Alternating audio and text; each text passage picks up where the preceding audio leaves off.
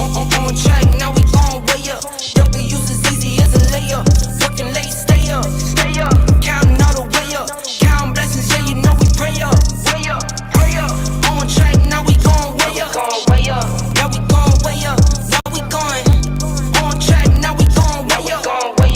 Now we gon' way up. Now we going. Keep the same energy.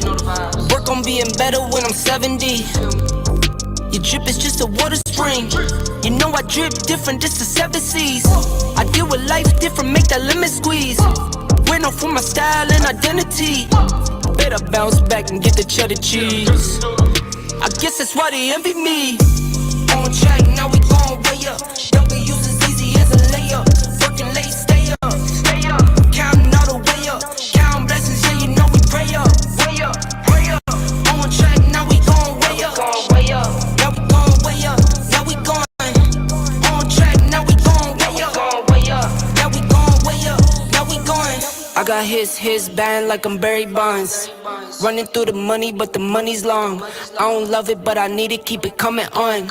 Only friendly, me and friends, we don't get along. I put that on my name, that I put them on. I put myself on stage as they sing along. I might book a session, do 100 songs. I'ma let you hear them just to prove you wrong. On track, now we gon' way up. W's as easy as a layup. Working late, stay up. Counting all the way up. Counting blessings, yeah, you know we pray up. Pray up. On track, now we gon' way up. Now we gon' way up. Now we going. On track, now we gon' way up. Now we gon' way up. Now we going.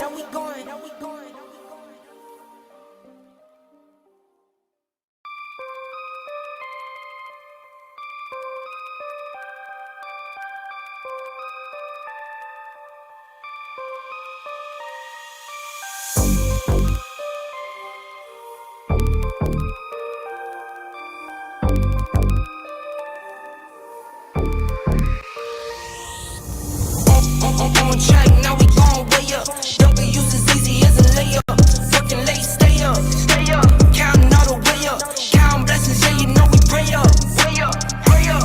On track, now we gon' way up. Now we gon' way up. Now we going. On track, now we gon' way up. Now we gon' way up. Now we going. Keep the same energy. Work on being better when I'm 70. Your drip is just a water spring. You know I drip different, just the 7 seas.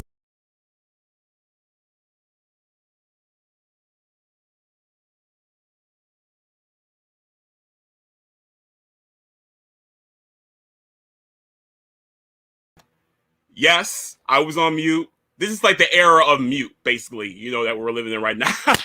Aside from all that, here we are, face to face, mano y mano, all family right here, y'all. Thank you, everybody, for joining us tonight. We are finally here. This is the 22nd annual Black History production brought to you by B-Side Studios and ran by yours truly, Maurice D. Proffitt. Y'all, thank you so much for joining us tonight. This is a very, very, very special, very different, but very special production that we're doing tonight. As everyone knows, you know, because we are living in the era of COVID right now, there are any theaters, there are no venues that are open. And typically what we normally do these Black History productions live at the Prairie Center for the Arts in Schaumburg, Illinois. And like I said a second ago, because of because of COVID, because of the pandemic that we're living in right now, because we don't have any type of like physical space that we can be in, we were able to actually use this opportunity to bring everyone on a worldwide level what we do and let everyone know what we do and make everyone very familiar with how we get down every February when it comes to this Black History production that we're putting on. And tonight is going to be a very, very, very incredibly special night. And I'm so excited to be able to share this opportunity with you all. Once again, my name is Maurice Proffitt. I am the founder and creative director of B-Side Studios, based here in Chicago, Illinois. Just a little background for everyone, so this way, like, you know, we're on the same page with everything. B-Side Studios, you can say it was inspired. It was a spinoff of a Powerhouse Productions. What is Powerhouse Productions that you ask? I'll tell you. Powerhouse Productions is a theater company that was started in Schaumburg, Illinois, which was founded in 1998 by Valerie Proffitt, my mother. And she wanted to bring a presence of Black history to the village of Schaumburg because there never has been a presence of Black history there. And instead of being one of those people who just complain and talk about it and everything, she said, like, you know what? I'm going to make this happen. She took an entire year to be able to, like, to fundraise, to plan, to be able to really sketch out her next moves and everything. And 1 year later, on February 20th, actually 1 year to on this date, February 27th, 1999, she debuted the very first Black history production that took place at the Schaumburg Prairie Center for the Arts, titled Mama Thinks We're Slaves. And it was a pilot. It was a pilot production, believe it or not. Pretty much what that was, it was to see like how well it was going to do, what the response was going to be, what the, how the village was going to take it and everything. But because it was a sold out show, because people showed up and showed out for it, because everyone had a great time, because the story was so amazing, and because they saw something that never has been done before, the village of Schaumburg said to her, we want your production company to be the reason why we have Black history in Schaumburg. So we want to give you, that space. So every year this can happen. And sure enough, that's how we've been doing it. Every year we have not missed a beat.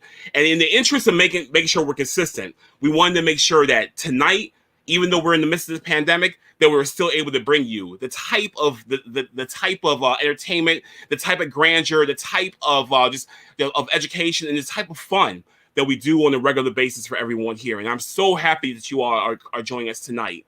So with that said, you're asking, so what is the Black Tape? What is this all about? All right.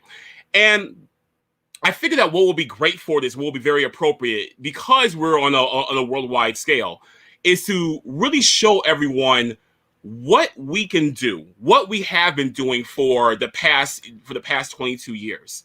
And we want to show tonight, we want to show the best moments, the top 6 best moments in Powerhouse and B-Side Studios history when it comes to our Black history productions. And so tonight we're going to have a lot of fun. We're going to talk to the actors who are in each of these scenes.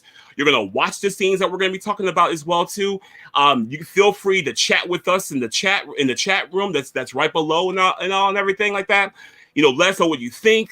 Shout out to your friends. We see them on stage and everything on camera and such. Really, we want to make this as interactive as possible because you are a part of this. You have always been a part of our growth, and you have always been a part of our milestones that we have really established in our 2 decades while doing this.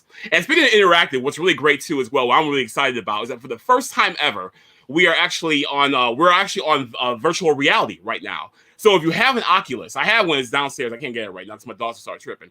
But if you have an Oculus, if you have VR goggles, go to the YouTube VR, search for the B-Side Studios channel, and it's live on there right now. You can put your VR glasses on, and you can feel like you're actually on the stage with the artist, and you can become an artist yourself as well too. You never know. It could be a start. All right. So it's gonna be a lot of fun, y'all, and I cannot wait to get going with this. So with that said, I cannot wait to start this. I cannot wait to share these moments with you all. Y'all gonna have a great time. Get your popcorn together, get your drinks together, get your, just get the family together and everything. Get something to eat. It's gonna be a great time. So first off, what I want to do, I want to bring in the first actor, the first artist who was part of this scene. And this scene took place 2 years ago. 2 years ago for a show that we called Adultish. And what Adultish was, it was a kind of like a modern spin on the 1980s classic comedy movie called Big. But instead, like, we made it a very modern version of it. We had a ton of fun with really being able to reinvent that type of that type of storyline and everything, and a lot of memorable moments. So it was really tough to be able to pick like just one from there. But one really stood out to me that night. And to give you some context before I bring in an artist who led this scene, what happened is that I'm bringing in James Gordon. He'll be in a second. as many people know, James Gordon is, like one of the premier, one of the most most talented, one of the most vocal, one of the most highly prestigious actors, who works here in Chicago. He's on everything. You can find him with the G on Amazon. You can find him in many TV shows and in many films as well too, commercials. He's global all over the place and everything. Like, you can't go a day without seeing him on your television set. And what he did, he was playing the main antagonist in that production, named Victor. And Victor had a problem with the young man who grows up into adult. He had a problem with him. He was like, there's something about this guy I just don't like. The guy he kept on getting the best of Victor. He kept on messing with him and everything like that. And Victor just could not get it. But in this scene that we're going to show, Victor has the biggest aha moment where he basically catches up the young man who actually is actually a little child. So let me go ahead. Let me bring in James right now. James, I'm going to bring you in right now so we can chop it up. Woo! There he is. Hey. He is. Suited and booted too, like always, baby. Listen, I knew it's Black History Month. It's B-Side Productions. I'm here with the fabulous Maurice the Proffitt. Hey, gotta represent, bro. Absolutely. Gotta represent. Thanks for having me. Let me be a part of this historic event. Oh, most definitely, brother. It wouldn't, it wouldn't be able to be complete if you weren't a part of this. So, I'm very grateful that you're a part of this. Extremely, eternally grateful that you have been in the last 2 shows with B-Side, with our Black History Productions and everything. Dope. I was really, what really I guess what really got me was just like the level of professionalism that you bring to the project. Any project that you tackle on, you bring a high level of professionalism that you don't really see too often. You don't really see across the board that you should, but you bring it though. And what was really fantastic was that when you brought that when we did Adultish, it was a breath of fresh air because this was a great opportunity for people locally to see that we have talent of this caliber that's around and that's here and everything. Yeah. So, and I felt that it was going to be perfect for you, playing Victor, playing this role, playing essentially the villain, in this production. And at the same time, it was you're playing the villain, but at the same time, you can't help but love this guy. You can't help but really respect his craft and everything. Let me ask you, before I throw the clip out there, I want to ask you, how is it that you prepare for an antagonist role versus a protagonist role? Because like I said, playing Victor, you were the main antagonist in this, so you had to be able to really get a live audience to truly hate you, and you did that perfectly. Yeah, thank you. I had a lot of fun with the role, and what I did was I went back to the movie. Big was one of my favorite movies coming up, so I went back to the movie, and there was a guy who was similar to Victor, who was with the woman that wound up being with Tom Hanks for a little while. He had been there and he was mocking everything that Tom Hanks' character was doing. So I tried to take some of that and just put some of my own personality spin on it. And I always like villains anyway. I'm a Batman dude, but I love villains. So I said this is my chance to do that. And it was just really fun. It was well written. Some of the scenes were just so classically humorous, and the thing about Victor as the villain was I got to be flawed in a way that most villains are hybrid narcissist. Excuse me. Well, Victor would always find himself in situations where he was flawed. There was a couple of things when his performance started to fall off or whatever, and his supervisor reminded him that. So he was vulnerable in a way, and that lent to his antagonism towards the main character. Excellent. It was really smart to do the research because that character, I can't remember the actor's name off the top of my head right now who plays the antagonist in Big. He really was a jerk. He really was. He was all the way through. All the way through. So that's the thing. It was always satisfying seeing him, kind of get got by this kid, and it was the same energy with you as well too. And just like what I was saying before I brought you on, this was, this scene we're about to show was your aha moment where you finally were able to catch up. You're able to catch up. The young man and such. And what's really cool too. And I'm just gonna let everyone know. Y'all are not gonna see it because it wasn't captured on film. However, what was being shown while Victor was doing the quote unquote reveal on the big screens that were next to the stage, they were showing images of the young man and also images of the older man, and so Victor kind of introduces a very face recognition. We put a very modern spin into this such, and when the face recognition was able to kind of do what it does when it comes to its AI and its functionality, that's when Victor was like, oh, I got him. So it's a lot of fun. We're gonna show it right now. This is James Gordon playing Victor from Adultish that took place in 2019. Give me 1 second, guys.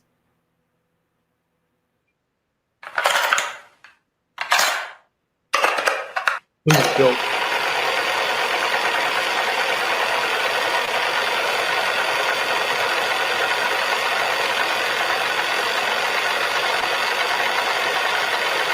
This is really dope.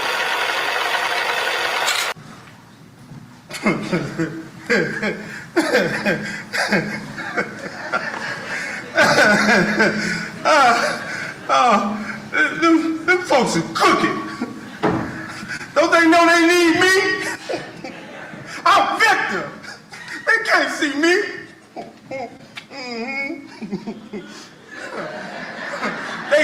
They gonna take this man in. They don't even know nothing about him. I looked all over IG and can't find nothing on him. Olivia's pics keep popping up in the feed. Why is that? IG be funny. Shows she in the club. How the heck she get in the club? Looks like them pics transferred from my Snappy chat. Them kids in that app. I should have started Snappy chats. I'd have made $1 billion by now. How is she in the club? And wait, who is this she with?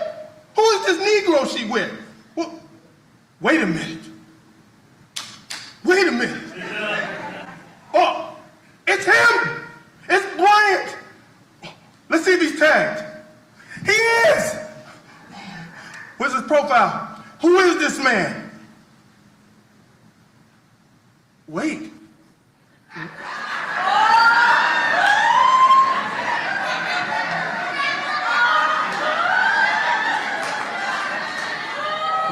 Why is it going to Bang's profile? Okay, wait. When was Bang's last post? On the 7th at some vendor store. And the pic that was posted to Liz's profile, what date was that? On the 8th. Alexa, please explain face recognition. A facial recognition system uses biometrics to map facial features from a photograph or video. It compares the information with a database of known faces to find a match. The eyes make the best matchups for pure and concise accuracy.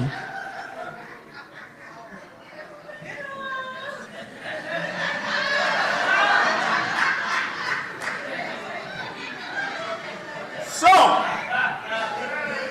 Bryant is Bangs. Bangs is Bryant. Bryant is Bangs. Bangs is Bryant! Oh my God! And they're honoring him tonight at the Hilton. Oh no, we ain't having none of that.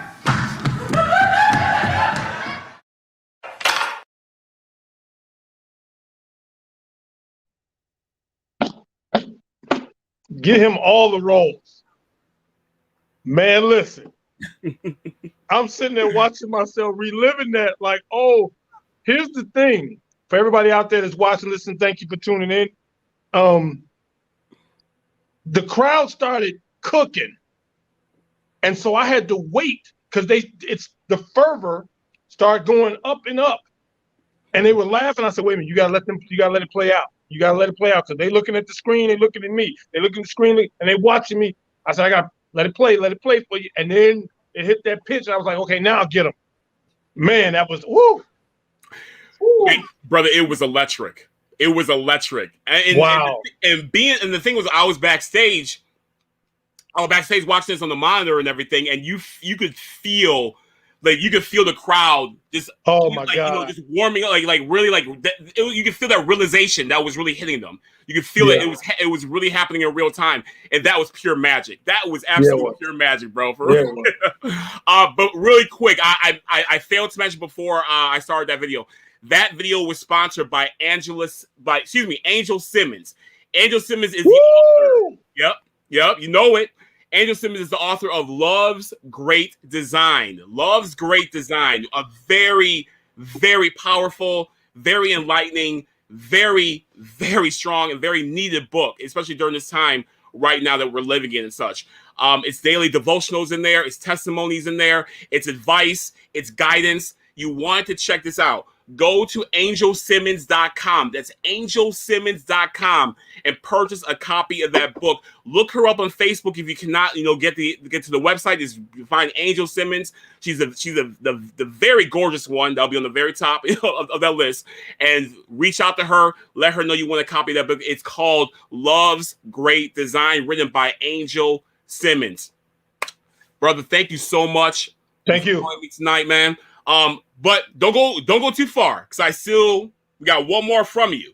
All right. I know. So don't go too far, all right, brother? I'm finna switch wardrobe. I'll be back. All right, I see. Hey, tomorrow's the Golden Globe, so of course, you know what I mean? You in that mode right now. That's right, brother. Thank you. I'll see everybody in a bit. All right. I see. All right. Everyone, that was James Gordon. Once again, great absolutely fantastic, work that he always does and everything when it comes to what he brings to the table, with his art and such. You definitely want to look that man up. You definitely want to, really, keep him on your radar, because he really is making a lot of things happen, as you saw from that scene alone. It really does show. So we're going to go to the next one right now. All right. Now, this next scene we have is from a play called Rise or Riot.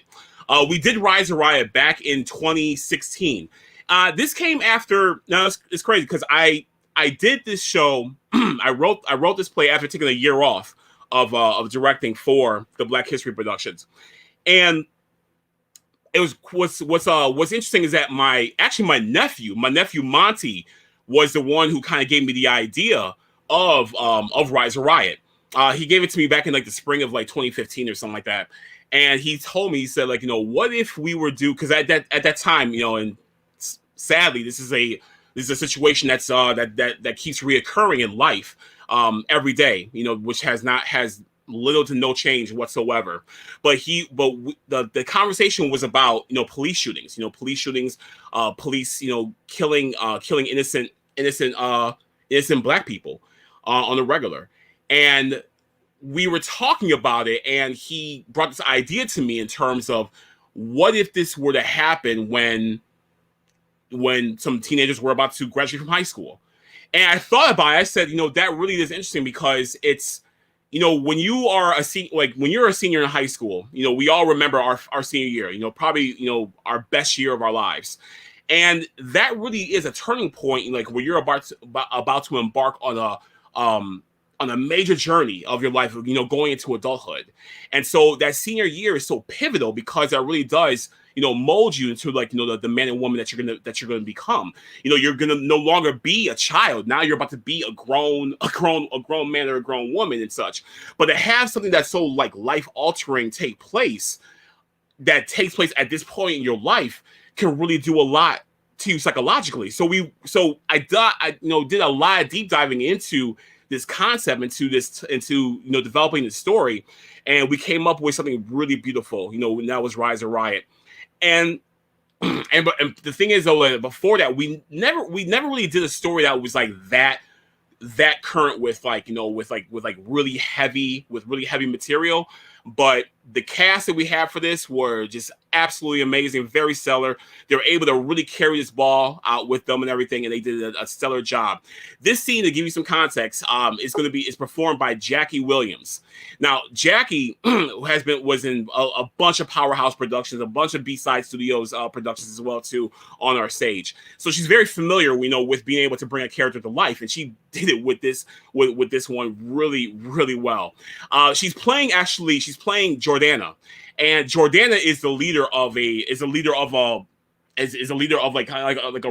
revolutionary group, and she wants to. And her whole thing was, enough is enough. We're tired of marching. We're tired of talking. We're tired of just being around the bush with everything. We're ready to fight. And Jordana brought a lot of heat to the situation, and she really revved up the stage as well too. But the thing is, though, that even though she was expressing some illicit thoughts and illicit activities and such, what she was saying though was very poignant in terms of what was really going on, and it was very true because it was very undeniable and such, and very timely. So with that said, I want to bring in Miss Jackie Williams. Hi. Yo, there she is. How are you? I am doing excellent. How are you? I'm doing pretty good. Man, I gotta tell you, it feels so good having you back on this pseudo stage that we have going on. Oh, of course. I wouldn't miss it for the world. Absolutely. So we're about to show. So you remember Jordana, you remember the response, you remember that show Rise of Riot. Great time we had, doing that. And as always, you always bring such a high level, a high degree of this really quality work. When it comes to what you get yourself involved with and everything. For those who may not know you, tell everyone who you are, what projects you've been working on and such like that and everything. And because I know you were in California recently, so y'all keep her on your radar as well too, because she's doing some really big things and such. And also, I want to ask you, how did you prepare for a role like this? Because previous to this, before you played the role of Jordana, you kind of play more like the meek, mild, very get along kind of character. This one was a little bit different because you really were playing a very polarizing villain. So how was it that you were able to really get yourself into that character? So basically, I was I believe 15 years old when I prepared for this role. Obviously, when it comes to me personally, I'm not really that aggressive when you first come to meet me. So my mom really helped me with that, because she was like, look, this is a huge Riot leader role. You kind of have to get into it. She goes, go to your room for an hour, go over all of your lines, and I don't want you to come out until I hear you yelling the words. So I would just sit there and memorize all of the words over and over again, just going over it, just seeing how I can make it bigger and how I can make it better, but also add passion behind it to the point where I actually mean what I'm saying, to the point where, I am telling the story that enough is enough.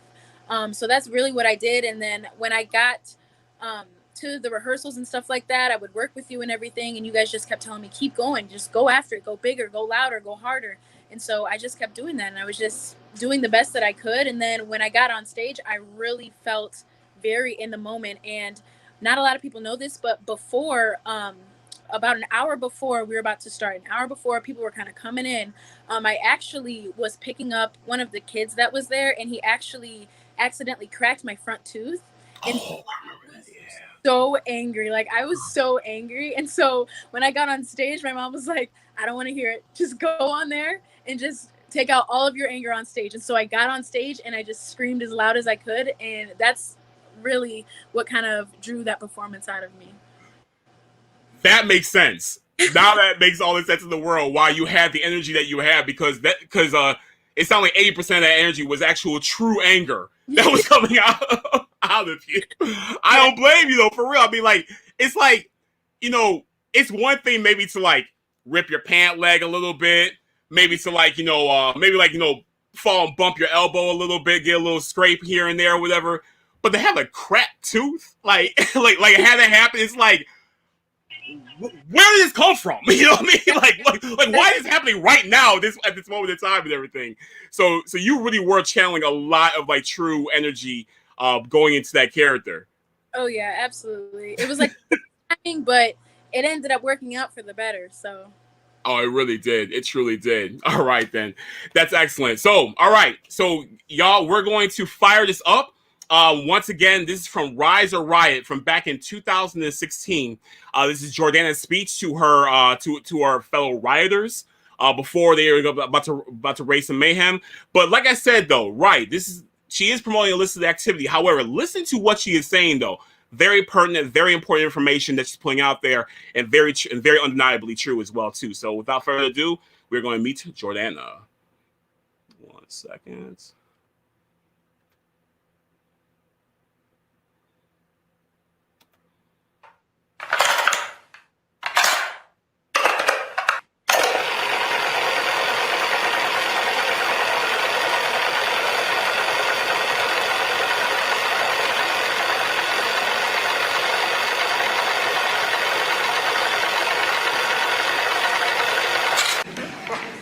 All right, everyone. Settle down, settle down.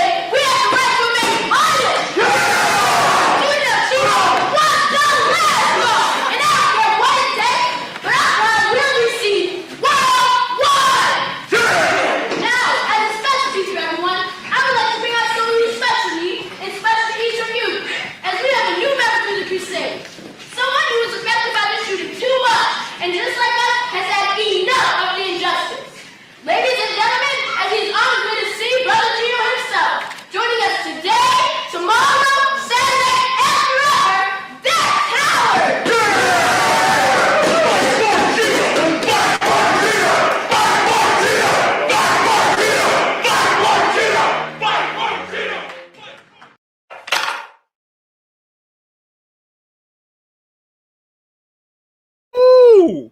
Woo! I still get chills. I still get chills from that.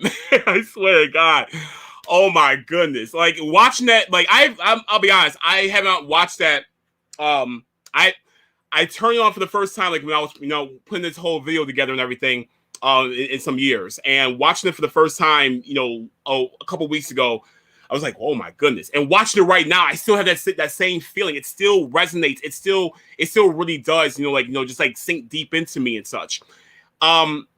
You're young, and what's funny is that watching that video, seeing you now and such, like I guess you have grown significantly, since then and such. It's crazy, but seeing you now and like taking consideration of what you were talking about during that scene, that still does like live with you, that type of energy and that type of just like feeling that you were harvesting when you were doing that character. I'm assuming. I think you're on mute though, Jackie. Oh my God, I think she froze, y'all. I think she froze. But like I was telling you guys, that scene right there truly was magic. And you saw, I mean, you all saw, like, when it was happening, like, it was happening in real time, just how energetic it was and everything. And even the crowd was really like, like, oh my goodness, they were taken aback by it. Like, you should have seen their faces and such. I was that big man on the stage, go figure, right? But I'm looking at the crowd and I'm seeing how, like, how the audience was really responding to Jackie. Jackie, I think you're on mute right now, but I was telling everyone how the audience truly did, like, take to what you were saying and everything. And what I wanted to ask you was that, like, does that still kind of stick with you as we're living in these days in 2020? And there she goes. I think she buzzed out. You gotta love technology and such. However, but the thing is though, that overall, Jackie did an amazing job, with that character and with that scene. Y'all witnessed it right there and everything. So, just keep your eyes out on her. Keep your eyes out on, like, what she has going on and such. I think she's coming back in though, so I'm gonna add her to the stream real quick. All right, I think she is here. The box is hey, there she is. All right. Oh, I can't hear you for some reason. Do you hear me right now though? Not at all. No, I can't hear what you're saying. Okay, it's all good. It's okay. But I wanted to thank you, Jackie. We're gonna say goodbye. I know you're at work right now. All right, okay. And we're going to catch up with you guys later. Check her out, guys. Her name's Jackie Williams. She's on my friends list. She's an amazing talent. She's wonderful, and you see her in the future. All right. We'll see you later, Jackie. Take care. All right. All right then, that was Jackie Williams, guys. Once again, like, she's a favorite. She's a favorite with us. She's been with B-Side, she's been with Powerhouse, she's been in our productions and everything. She does a fantastic job. And once again, I goofed again. I wanted to shout out the sponsor for that scene. As you all saw in the lower right hand corner of the screen, that scene was sponsored by Cutting Edge Salon. Cutting Edge Salon 54, that is owned and operated by Jessica De Leola. All right. Cutting Edge Salon is placed in excuse me. They are in Elk Grove Village. They are specifically at 122 Turner Avenue in Elk Grove Village, Illinois. You can visit their website at cuttingedge54.com. Ladies, if you're in the northwest suburbs, this is the place you want to go to when it comes to style, when it comes to grace, when it comes to nails, when it comes to just looking good and everything. Hey, it'll 50-some degrees today. People are out. All right, the sun's been coming out lately. It's about to get, get that time of year. We're all getting vaccines. We're all, like, doing our part to be safe and all that stuff and everything. But restaurants are reopening, bars are reopening. Eventually, maybe, hopefully, theaters and such will be reopening as well too. And people want to be outside. But even, like, if you're going to be inside or whatever like that and everything, like, for the most part, you can be outside. But when we're coming outside in the springtime and summertime, you want to look good. All right. So I highly recommend going to Cutting Edge Salon 54 in Elk Grove Village. Look up Jessica De Leola, for any questions, and she will let you know, like, what they got, what kind of deals they got and everything. And they can make you per day when you're outside. All right. All right then. All right. We're gonna keep it moving. We're gonna keep it pushing to our next scene, which is done by, man, like, this guy and I, we go back years. We go back, to younger party days and such, in college and everything. But this man right here, man, he is like the shocker of the Chicago film scene, the Chicago acting scene, the Chicago theater scene. He really is like the shocker of the last few years, the unfound gem that now is shining a whole lot. I'm going to bring in John Robinson into the room in a second, but let me just give you some context behind what's going on and such. So John Robinson, tremendous talent, a really great guy, a really great friend. I'm very blessed to be able to call this man a good friend of mine as well too, and everything. And he's really been rocking really hard, with us, with B-Side for some years now. No project's too big, no project's too small. He tackles them all and everything in between and such. So John, what we're going to show you right now, it took place from Mind Games. Mind Games took place last year, February 2020. And actually, Mind Games took place about 10 days before the pandemic, really truly hit the United States. And, for a lot of people, this was the very last time they were in an actual live theater seeing this and such and everything. So, Mind Games took that. But John really was the one who really took that football and ran into the end zone with his character of Marcus in the show. Now, just to give you some context, Mind Games, what it was based off a true story of what took place when a prison debate team faced off against Harvard's debate team. All right. And the prison debate team, they actually beat Harvard. They beat Harvard. Right. This is a historic moment that took place, I believe, in 2015, I believe it was. And this story was so beautiful to me. It was just so touching and was so emotional. And it was really inspiring as well, too, that I felt that there was no reason why we should not have done this show. And to me, John was the perfect pick to be the one to really be like the leader of that prison debate team. They're within the bar program, and John really did capture that character really well. So this thing we're going to show in a few minutes, it's John's final debate scene. His final debate scene where they're going against Harvard. And at this point in the game, Harvard and the bar team, they're about neck and neck, in terms of quality, in terms of points and all that stuff and everything, in terms of rebuttals and all that good stuff and such. But John really does, that's what I'm saying. He punches this in for the touchdown the way he should, and he did a tremendous job with this. And I really, this is a really touching moment as well too, and I really want to be able to share this with y'all. But before we get to that video, I want to bring in Mr. Robinson. Yo, what's going on? Boss man, what's good with you, brother? How you feeling, man? Chilling, man. Good to see you as always.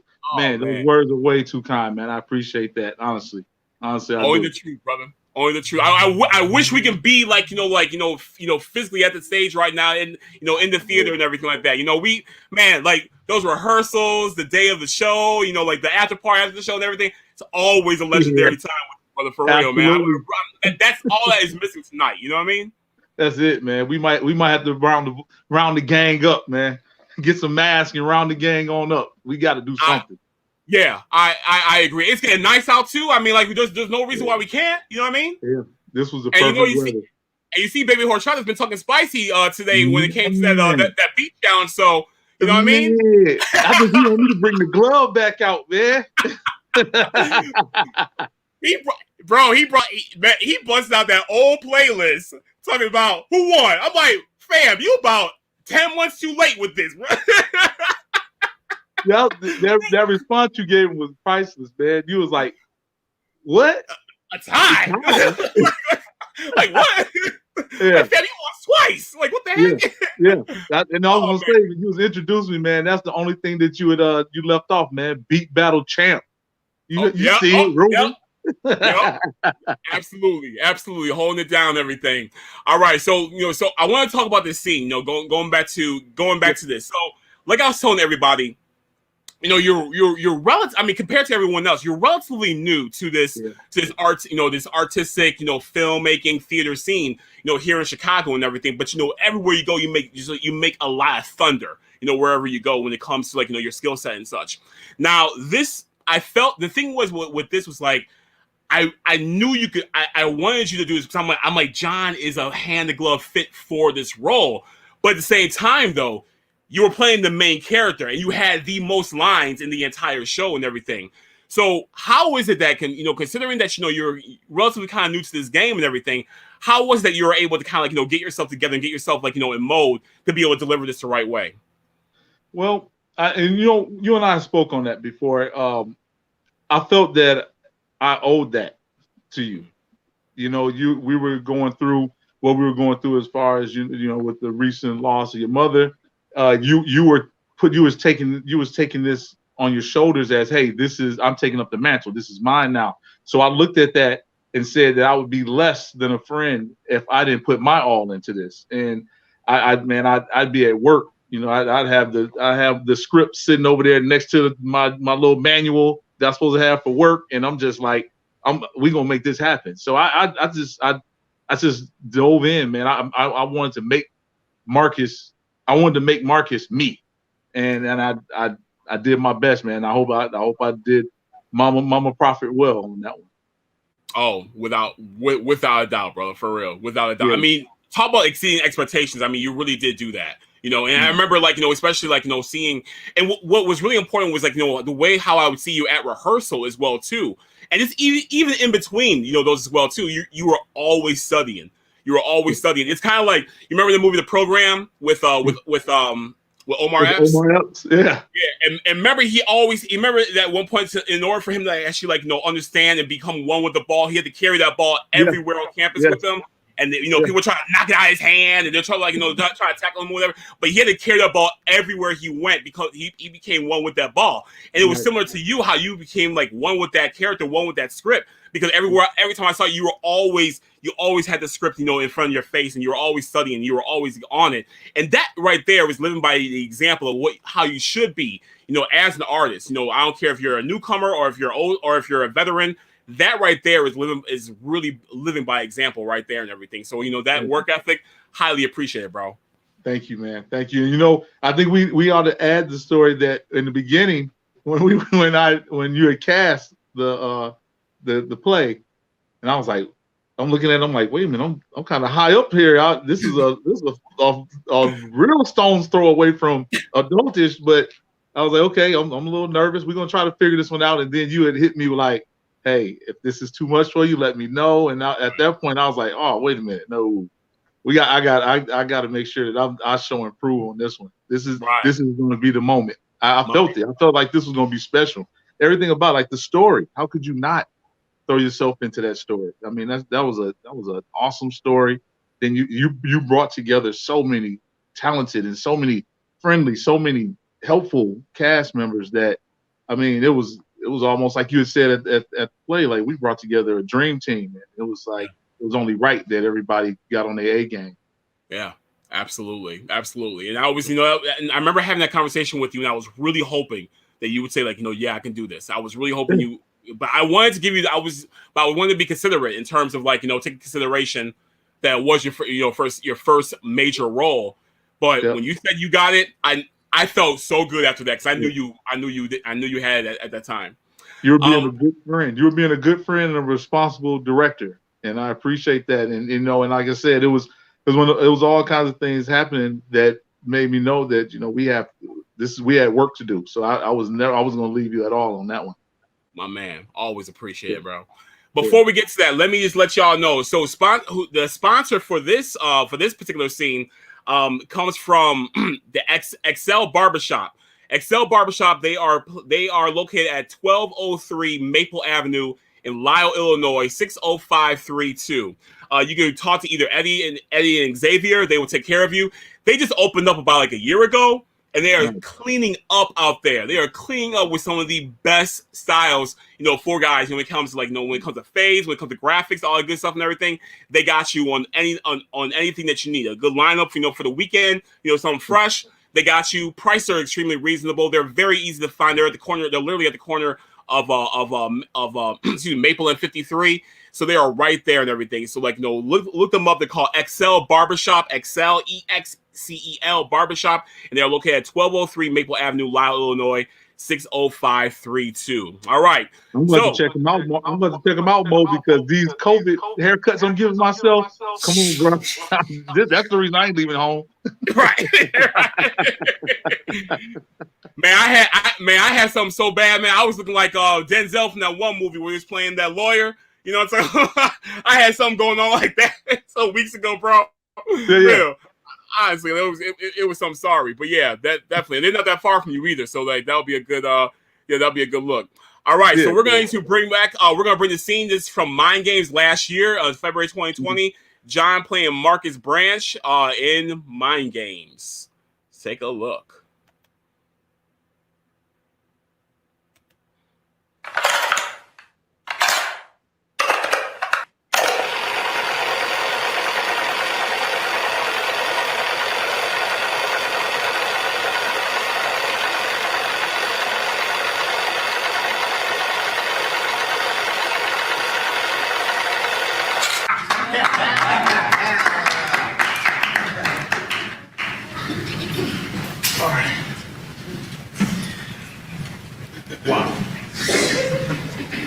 Okay, I'd like to start by thanking the BARD program. Thank you for such an awesome opportunity for us to express ourselves. I'd also like to thank the moderators for an outstanding job today. As crazy as it sounds, I want to thank the Harvard debate team. Thank you for such a great challenge. Now, if I can start, but you know what? I'm not going to start. I want to thank Coach Vaughn. Thanks for waking us up, man. Now I'll start. I want to start with a quote. A quote from Richard Nixon's top aide, John Earlington.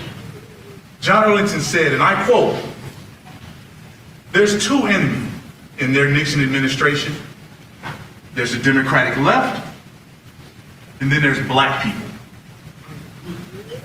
You can't criminalize someone for their political choices, no more than you can criminalize someone for just being black." But that's exactly what they did, allowing law enforcement to just drive into neighborhoods, ripping black and brown people out of their communities, stripping them of their natural right to vote, to earn a decent living so they can support their families emotionally and financially. And then to add insult to injury, they called this the war on drugs. When good and well, we knew it was the war on minorities. Ava DuVernay, she created a documentary entitled The 13 that clearly illustrates the disparity in treatment between black and brown people and white people, primarily when it comes to drugs. Now, in this documentary, it indicates that there's drugs that are sold in the black and brown community that is the same as the white community, yet the sentencing for blacks and browns are harsher. But let's take a little step even further. The war on drugs was a failure, considering how many drugs still circulate in America now. Now let's evolve. We're at a point now where the landscape is different. You have, let's say, for example, the Duke lacrosse team. And then you have a young 17-year-old student athlete named Brian Banks, both accused of rape. Yet, when the Duke lacrosse team was set for judging, it was looked at as, oh, boys will be boys. They were just led astray. They were having good, clean fun. But when Mr. Banks was judged, they threw him in jail. Locked him away. Threw away the key. Opportunity gone. Childhood lost. Which brings me to my next topic. You have people like the likes of Mr. Warner and his nephew that use the prison system not for rehabilitation, but capitalization. They use prisoners for profit, turn them around like their product, all for the mighty dollar. And this isn't just happening here. It's happening in Clinton, Rikers, in Cook County, in Stateville. Hell, it's happening all over this country. Now, I'm gonna admit, yes, I cracked a few codes to gain a couple of numbers. But it's the people like Warner and his ilk that uses crack to grow their numbers. So before you chastise me or my team, I want you to focus on the real enemy. And I think you know who that is. Thank you.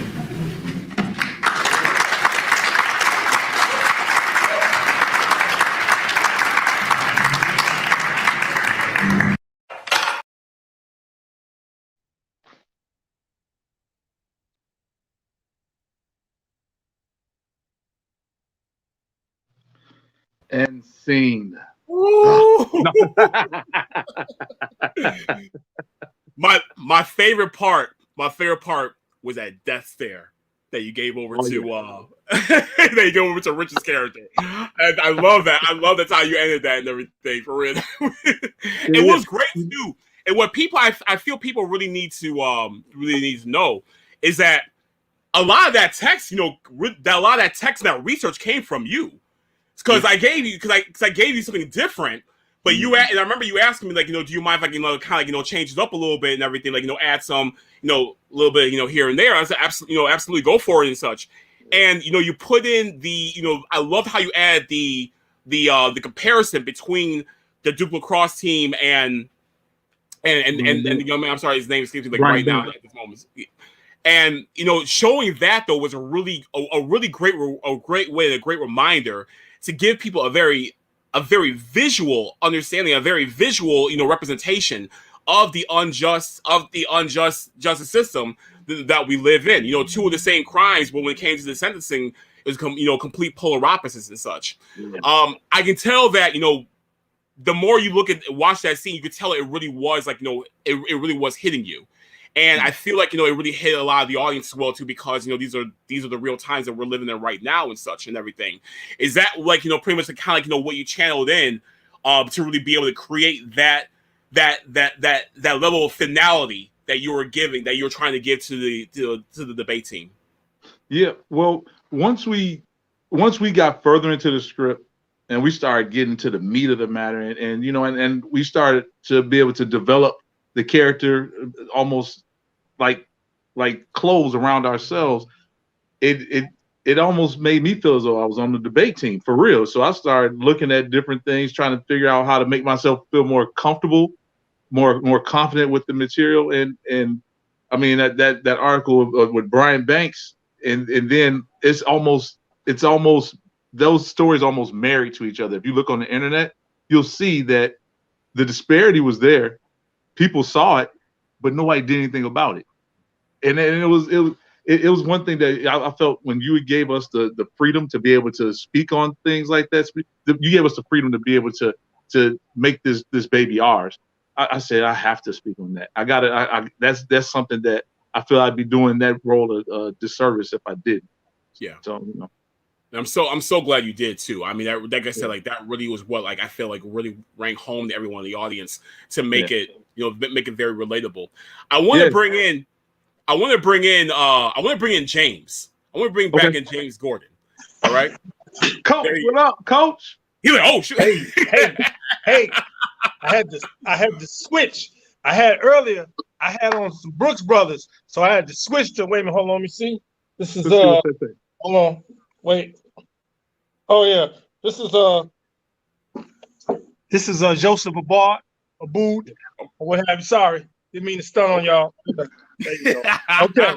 What's going on, baby? Hey, I'm gonna tell you what my dad used to say, man. You looking sharper than a rat turd, man. I see you playing. Listen. I don't know about that. I think that's like a dark skin joke you just made, but that's fine. It's Black History Month. I'm gonna let it go. But come Monday though, you're gonna clap back though. It'll be March. Hey, listen, all my lack of melanin friends, it's back on Monday. It's on. I'll let y'all get a whole month. Hey, John, let me tell you something. I was just saying to my family, I was like, from the onset, you were prepared. You were dialed in. Thank you. So we were able to go back and forth with lines. You were ready. And that's the most important thing when you got a lot of script, a lot of text to commit to memory and then act upon. You got to get in early. You can't just wait. Like, you know, you got 1 or 2 lines, and that's not to diss that, but it's a difference in preparation. And you, from the beginning, you were on. You had questions. You sorted stuff out. Yeah. You know what I mean? And I just thought your performance was brilliant. I really do.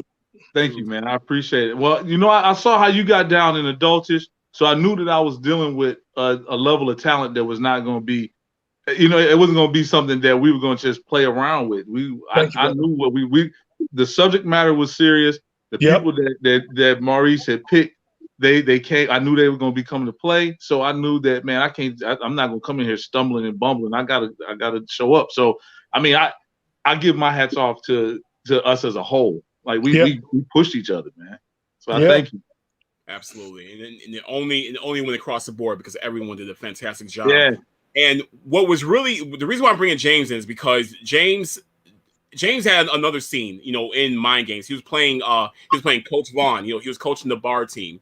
Yeah. And after the bar team, you know, defeats Harvard, James gives a you know, he speaks to the audience. You know, he steps away from the character. He becomes himself to really give the audience something to really take home with them. Like they've taken home a whole lot with what John already said, but what James said as well too, you know, is really what, like, you know, got, like, you know, the teeth through the flesh to really be able to, like, you know, make this everlasting.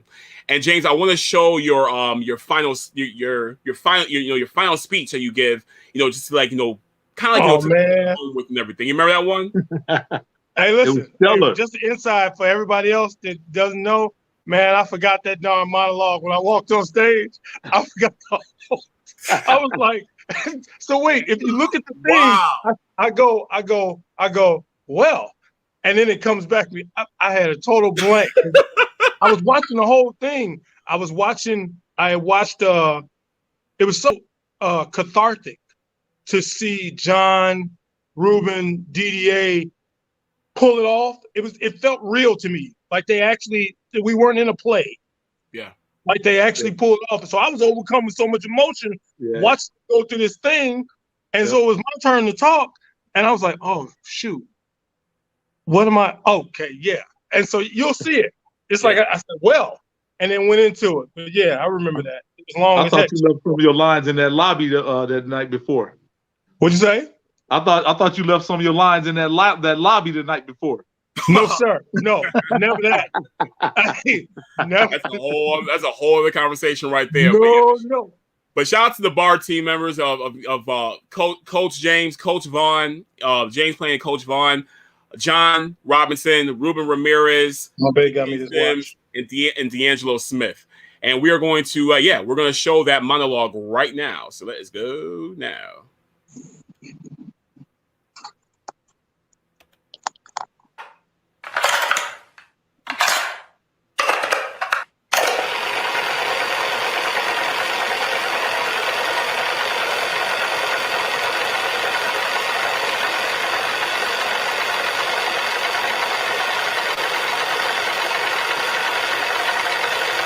What you just witnessed was based off true events.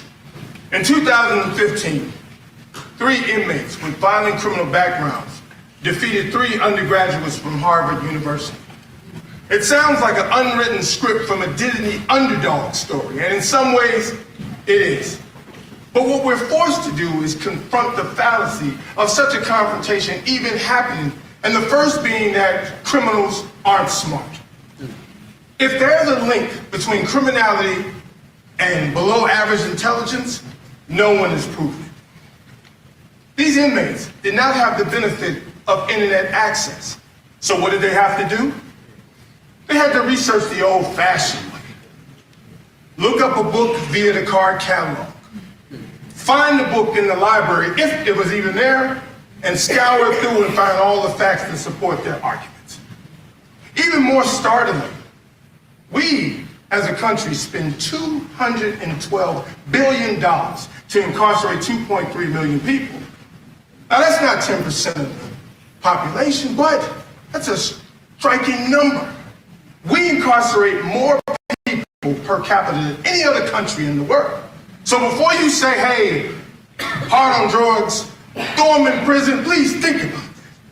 Do some people belong in prison? Yes. Let's take the murderers, the rapists, the child molesters, let's take them and put them in and underneath the jail and keep them there because they belong there. But when you say be hard on everything, please consider these factors. We have a high recidivism rate of 68%. What does that mean? That means out of every 100 inmates that are released from prison, 68 go back within 3 years. The breakdown goes further like this. There are some who are acquitted, some who are put on probation, and 50% of those remain incarcerated. What does that mean to you? For every inmate incarcerated, costs you, the taxpayer, at least $29,000 a year to keep behind bars. Now you say to yourself, what can you do about that? There's nothing, right? Well, that's not necessarily true. It's been proven that that high recidivism rate of 68% drops to 22% when educational programs are implemented. In the BARD program, it's less than 2% that return back to prison. So let's ponder. Put the BARD program aside for a second. And let's ask ourselves, you mean to tell me if we educate male and female inmates, the likelihood of them returning to prison decreases? That further means, one, there are no crimes being committed. Two, there are no victims since there are no crimes being committed. And three, you, the taxpayer, save at the minimum $29,000 a year of your money incarcerated. So if this is the case, if education is the answer, why aren't we implementing more programs? Why aren't we helping these people turn their lives around? And we can drop that rate from 68 to 22%. Isn't it crazy that we're not taking more action? We must do better because we can be better.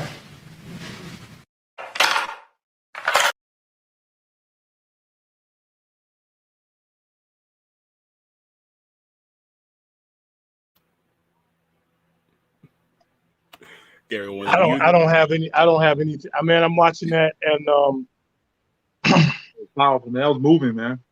yeah, and that was the thing with going back to what I was saying, like, where the teeth need to go through the flesh, so you remember this.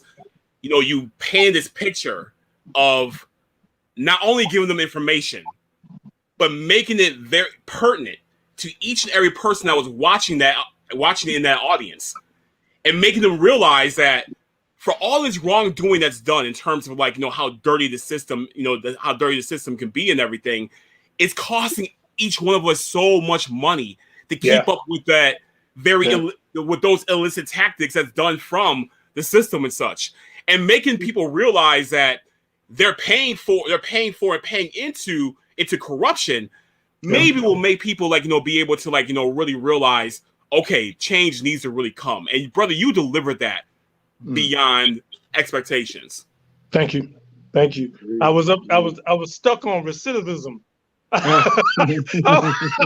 These lips are kind of ample, so I kept, when I was rehearsing, I was like, man, I gotta figure out a synonym for that word, because I swear to God, if I get on that stage and say recidivism,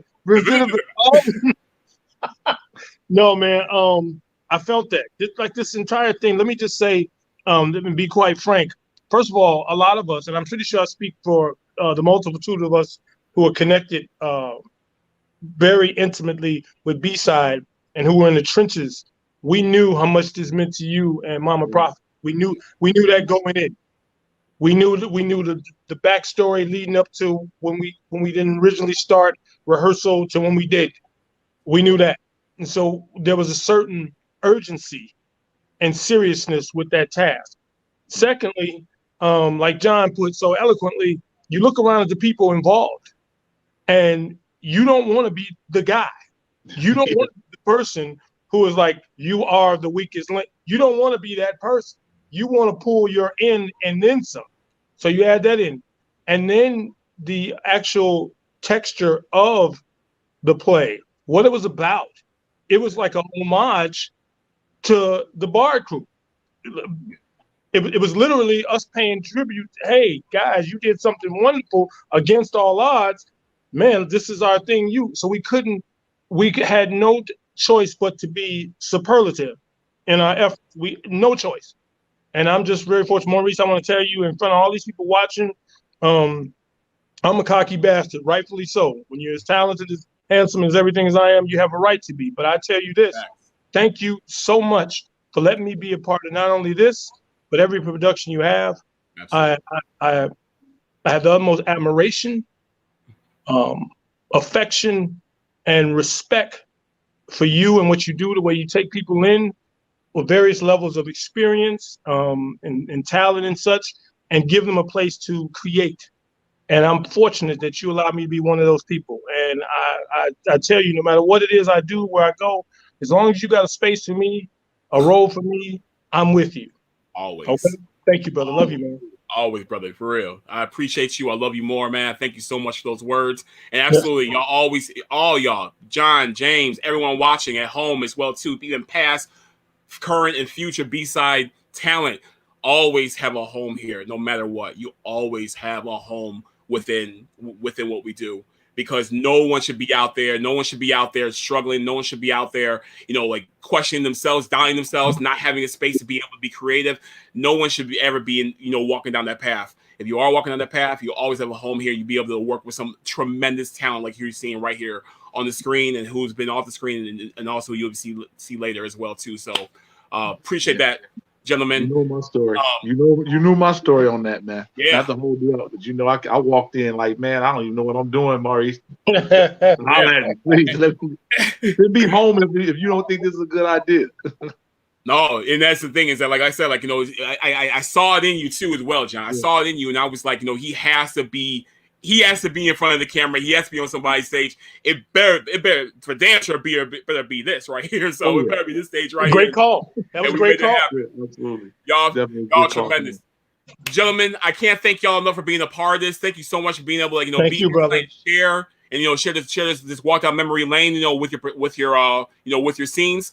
And we the life is young. We got a whole line of future ahead of us. So I can't wait to see y'all again. Rap Mom is up next. Mom. This summer, y'all, Rap Mom comes out. Nice. Yeah. All right, gentlemen. Have a great night. You too, bro. Man. Have a good one, man. Love you guys. Love you too. Be safe. Yep. How do I get out? All right. So as they are exiting from the studio and such, so we're going to be moving on to the next talent that we have coming up in a second. And I want to tell you a little bit of something about her, right? Her name is Elena Rios. And Elena, man, to this day, all right? To this day, Elena had the greatest audition I've ever seen in my life. And I have no shame. I have no qualms. I have no questions about that whatsoever. She came into the audition and she basically burned the entire building down. For real. There was a big old smoke cloud that happened and everything. People are running, screaming, and everything like that. Folks are down the street like, why are they running and screaming? Because Elena Rios is in there holding it down with the audition, y'all. And then everybody started screaming and running and everything like that. She murdered it. And it was like, no, another thing is that I like to make sure there's a few weeks in between the audition and give them the word and everything like that. And I like to let people because I need time to be able to think about, evaluate my notes, evaluate the videos and all that good stuff and everything to be able to say okay, are they going to be a good fit? I think before she left, I was like, before she even got up from the table, I'm like, you're in. You're in. There's no way possible that you're going to get a rejection email from me. So there is no way possible that's going to happen. You are in. And she really did. She really did do that, y'all. I can't wait till y'all meet her in a second. But let me give y'all some context first, right? So Elena performed in Last Night is King, the final 24 hours of the life of Dr. Martin Luther King Jr. We did that back in 2018, I believe it was. And so the show was about, pretty much what the title said, the final days of King. And what we did we introduced a lot of scenes that took place, at the Lorraine Motel. between him, Ralph Abernathy, and Jesse Jackson, and all the others who were there and everything with him. But also we did like some flashback scenes as well too, like with King speaking at like various locations, various cities and such, and also like speaking at in Southern California. We reenacted the scene. We recreated a scene where King met up with some of the Brown Berets. Now, for some who may not be familiar, the Brown Berets are kind of like the Latino version of the Black Panthers. They're very heavy on civil rights, very heavy on protecting their community, and they were very prevalent in Southern California and such. And they really did believe in the movement as well too, of what King was delivering and such. The leader of that chapter of the Brown Berets went to see King speak. And he actually had a conversation with him and such. So inspired by that scene, by that story of the Brown Berets and King actually speaking with each other and such. And I wanted to recreate that on our stage and such. And so Elena plays a member of the Brown Berets in this scene. And so she's like, she had some back and forth and everything with King, saying like great to meet you and everything. But it's not just that though. It's what she does at the end of her scene, where she performs this iconic poem called "I Am Joaquin." The first time I heard "I Am Joaquin" was done by my wife Christine Proffitt.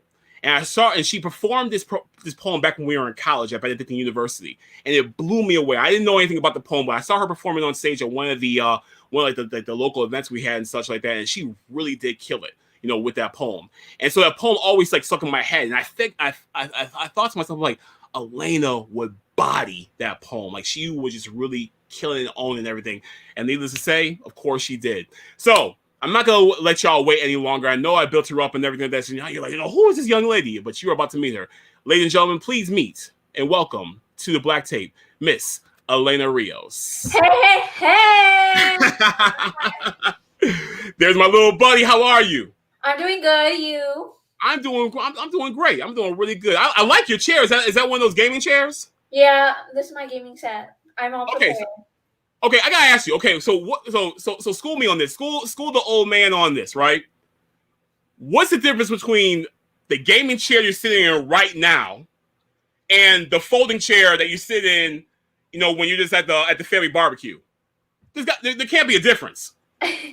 It's more comfortable, very comfortable, and this is where I spend most of my time. This is actually where I practice for my auditions and stuff like that. So it's very meaningful. Perfect. So you have like a kind of a really nice setup going on. You have the gaming chair right there. You got a laptop and everything. Like you said, right now, that's where you practice your auditions and everything like that. So I take it you still are doing a lot of acting work, right? Yeah, obviously I had to take a break because of my back surgery and because of Corona. But right now I'm starting to get back into modeling, acting. So you will be expecting more productions coming from me. Cannot wait. And you're still doing your YouTube channel too, right?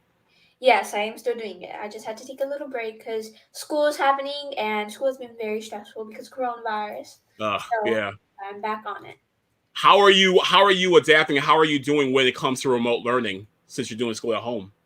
It's been complicated, It's been very stressful because there's coronavirus, you have to wear masks. It's the same, but not in a way. It's like same. It's like you're in school, but you don't feel like you're in school. Like there's distractions, and so it's been really hard for me, but it's been better. It's been better now. I'm doing hybrid now, so going Sundays online and Sundays in person. So I would have to say it's very much better in person. So yeah. So you're happy to be back in the classroom and seeing your friends, and such. Even though it's different, but it feels good to be back though, right? Yeah. If you know me, I'm very social. Yeah. I love to talk to people, so it's much better. You're like, thank you. I see my friends in face to face, not on the damn screen. So yeah. That's great though. So all right. So Elena, what we're gonna do? We're gonna fire up your scene right now. All right. Once again, this is from Last Night is King, the final 24 hours of the life of Dr. Martin Luther King Jr. And before I hit play, I want to tell y'all this scene is sponsored by HJG Salon. It's HJG Salon. They're located at 970 South Buffalo Grove Road. in Buffalo Grove, Illinois, 60089. You can call them at 847-520-1130. This salon is owned and operated by Jocelyn Bates, Heather Legowski Sherry, and Georgianne Krulwich as well. These three ladies, they've had an extensive amount of experience, working within cosmetology, working within the hair and beauty industry and such, and they do some amazing, incredible work, as well too, and everything. So, ladies, like I said earlier, when you're looking to get outside, when springtime's coming, we're gonna have y'all have those outdoor brunches. You need to get your hair fixed up. If you're in the Buffalo Grove area, I highly recommend that you guys look up HJG Salon. It's HJG Salon in Buffalo Grove. All right, then. All right, so we are going to fire this up right now. Let's check out Elena from Last Night as King.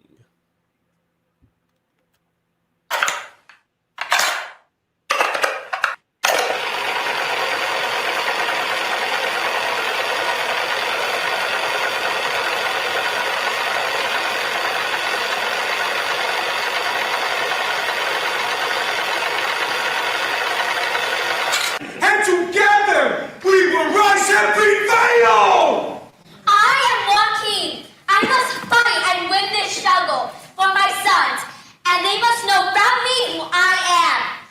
Parts of the blood that runs deep in me could not be vanquished by the Moors. I feed them after 500 years, and I have endured.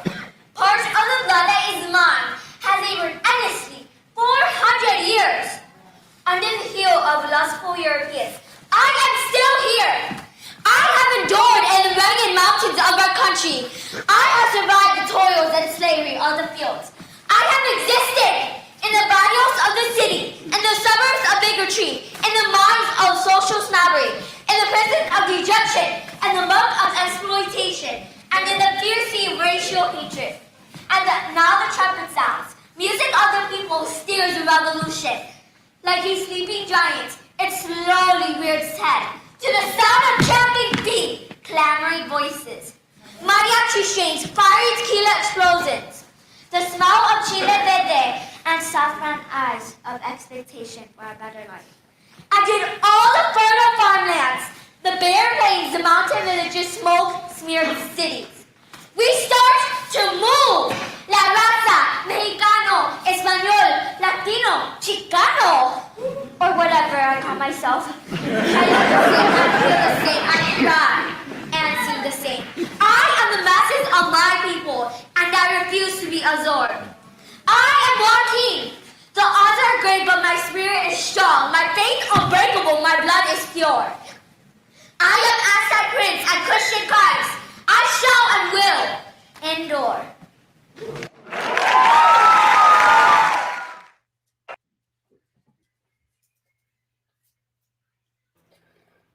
Smoked it. It still feels like the first time I heard that. So amazing. I gotta ask you, what was your secret in terms of being able to really capture that? Because you memorized everything before everyone else. Like, you were ahead of the game. So how were you able to memorize that so much, so fast? Because I know there are a lot of actors watching right now, and they struggle with memorization. But memorization with you, I've never seen being a problem. What is your secret to be able to make sure that happens? I have always had a very strong memory ever since I was a little girl. So it comes with my brain and lots of practice. I remember when I first got it, first thing I did was I started reading over my lines, highlighting, and just practicing every single day, every single second. Even when I wasn't practicing, I was memorizing it. I was practicing my scenes. So it just comes with a lot of practice. I managed to memorize it in less than, I would have to say, 3 days. And yeah.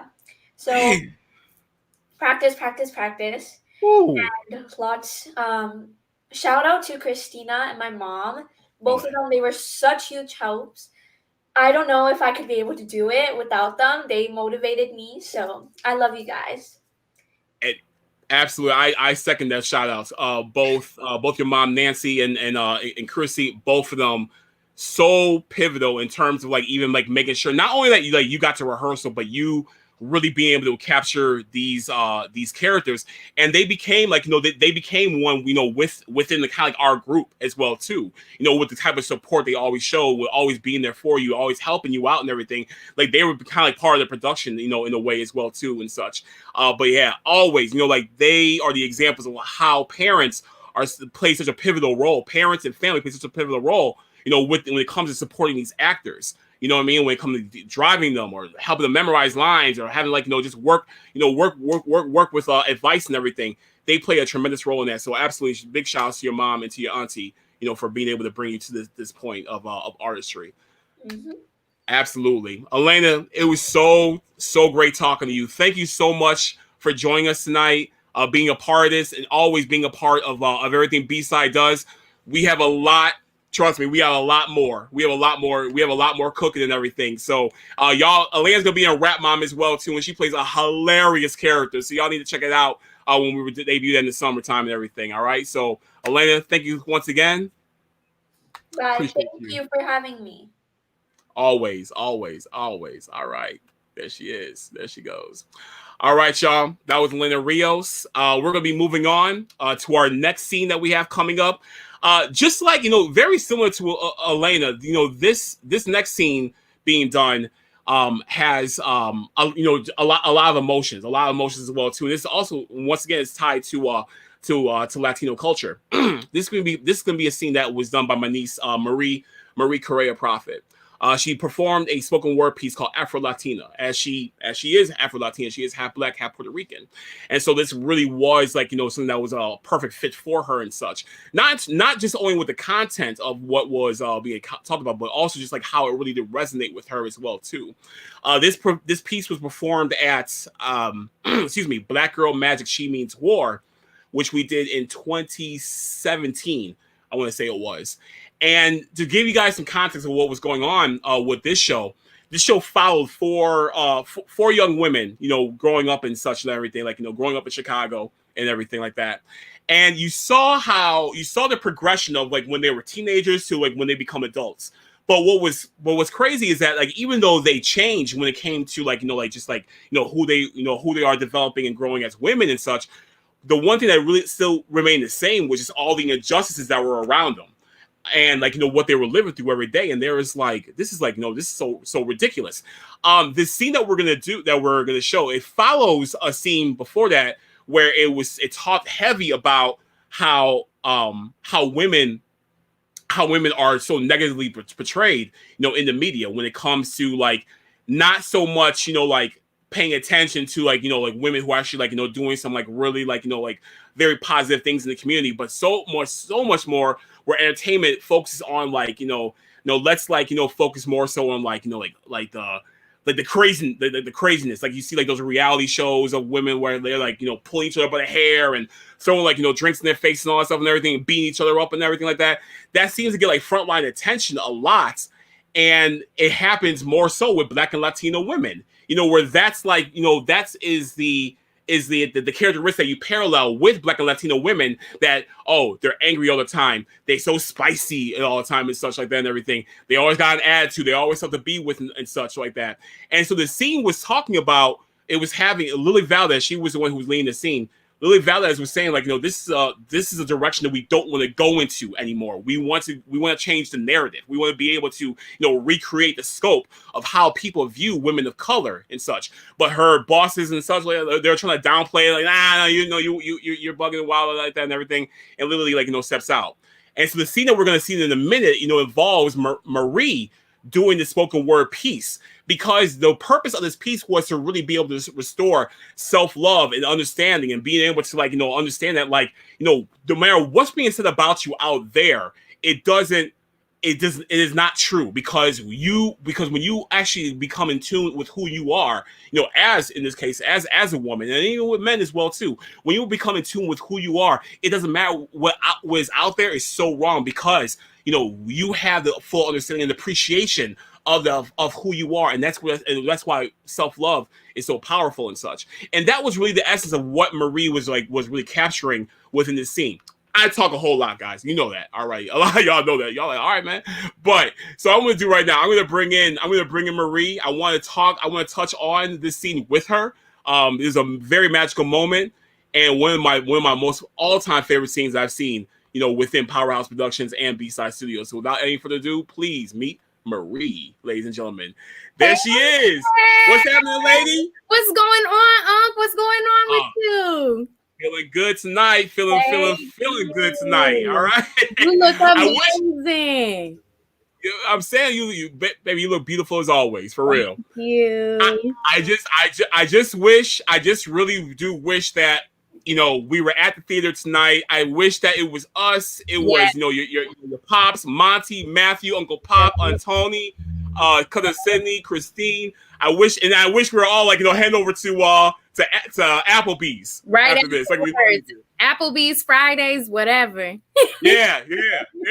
Whatever open, whatever gonna allow us to be in there. That late. Oh man, I wish it was that. But you know what? We're here. Yeah. We're talking Black Tape, and we're talking specifically right now about your role in Black Girl Magic. She Means War. Yes. Once again, another role, another situation where you really were a hand-to-glove fit. And I know I use that term a lot, but it's so true. A hand-to-glove fit to the character that you were portraying, on that stage. And the thing was, especially that you weren't really portraying a fictional character. You were, what you were saying was true. You were being yourself. Yes. And it was like the most realist moment that we had going on that night, because it really wasn't, like I said, it wasn't fictional at all. What you were saying was true to the bone, true to your soul, reality. True story. And so I want to ask you, because I remember when I gave you the material, I was kind of late with it because we had someone else already. But it wasn't my fault though. It wasn't my fault to be late with it. Right? I know. But we had someone originally, playing that role, but then she had to drop out, due to another commitment. But she only gave me 10 days notice. So it's like, hey, really? Like, come on now.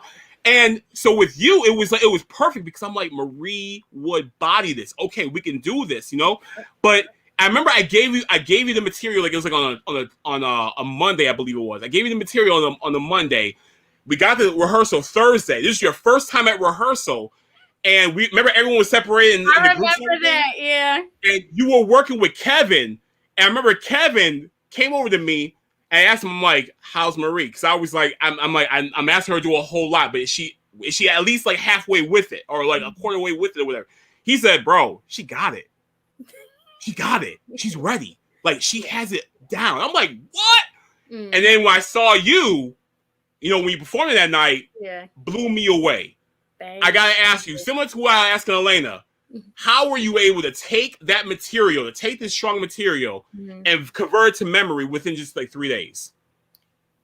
I will have to definitely second what she said about practice, and proper preparation. It really was just about, this is the material. And I really do feel like that whole aspect of it happening last minute, I do feel like that was destiny, because I remember at the very beginning, you had asked me if I could do it, but because I was in grad school at that time, I couldn't do it. And so you found someone else to do it. And then you were like, I hate to ask you again, but she just dropped out. Can you do it? And I was like, I think I was kind of meant to do that role, because then I stopped and I wasn't at grad school when you asked. So I feel like that kind of came full circle. So I was like, you know what? I was meant to do this piece. And I really, reading the material, I was like, oh, this is real. This is very real. So it was about passion. It was about practice. And it was just about bringing something to life, so that way the audience could connect to it. Absolutely. And you did that too. You absolutely did do that. Was it, when it came to this specific piece though, did it really, touch you even deeply, because you essentially are talking about yourself? Yeah. So it resonate with you even deeper. Absolutely. It did resonate. I'm reading it and I was like, oh, I felt that. It's just, I feel like those are a lot of things that growing up, you do have to come to terms with, and you do feel growing up and navigating through who we are in this world, how the world perceives us, and belonging to two cultures simultaneously, and finding out, how do I fit in this world? and learning about that self-love, that self-acceptance. That's all a journey in itself, because it goes from who society tells you should be to you discovering this is who I was created to be. And so reading the material, it definitely resonated. And I was just so thankful to be a part of your masterpiece and to do that. So, yeah. Pleasure was all mine. All mine. It really was. All right. So we hyped this up, really big and everything. I can't wait for everyone to see this. So we are going to go right now to the footage. This is Marie Correa Proffitt performing Afrolatina at Black Girl Magic She Means War, taking place back in February 2017. Let's check it out. Y'all can put it on the TV if you want.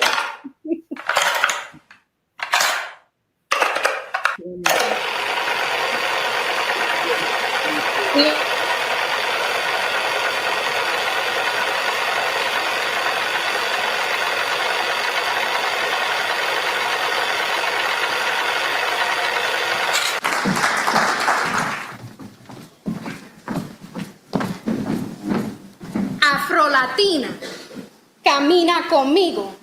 Salsa swagger anywhere she go, como la negra tiene tumbao azúcar. Dance to the rhythm, beat the drums of my skin. Afro descendant, the rhythms within. The first language I spoke was Spanish. Learned from lullabies whispered in my ear. My parents' tongue was a gift, which I quickly forgot after I realized my peers did not understand it. They did not understand me. So I rejected habichuela y mango, much preferring Happy Meals and Big Macs. I was straightening my hair in imitation of Barbie. I was embarrassed by my grandmother's colorful skirts and my mother's Ebroki English, which cracked my pride when she spoke so shit. I would poke fun at her myself, hoping to lessen the humiliation. Proud to call myself American, a citizen of this nation. How I hated caramel colored skin. Curse God, I've been born the color of cinnamon. How quickly we forget where we come from. So remind me that I come from the Taínos of the Rio. The Aztec, the Mayan, los Incas, los Españoles con sus fincas buscando oro, and the Yoruba africano que con sus manos built a mundo nunca imaginado. I know I come from stolen gold, from cocoa, from sugarcane, the children of slaves and slave masters, a tragically beautiful mixture, a sancocho of a race history. Yet my memory can't seem to escape the thought of lost lives and indigenous rape. A bittersweet bitterness of feeling innate.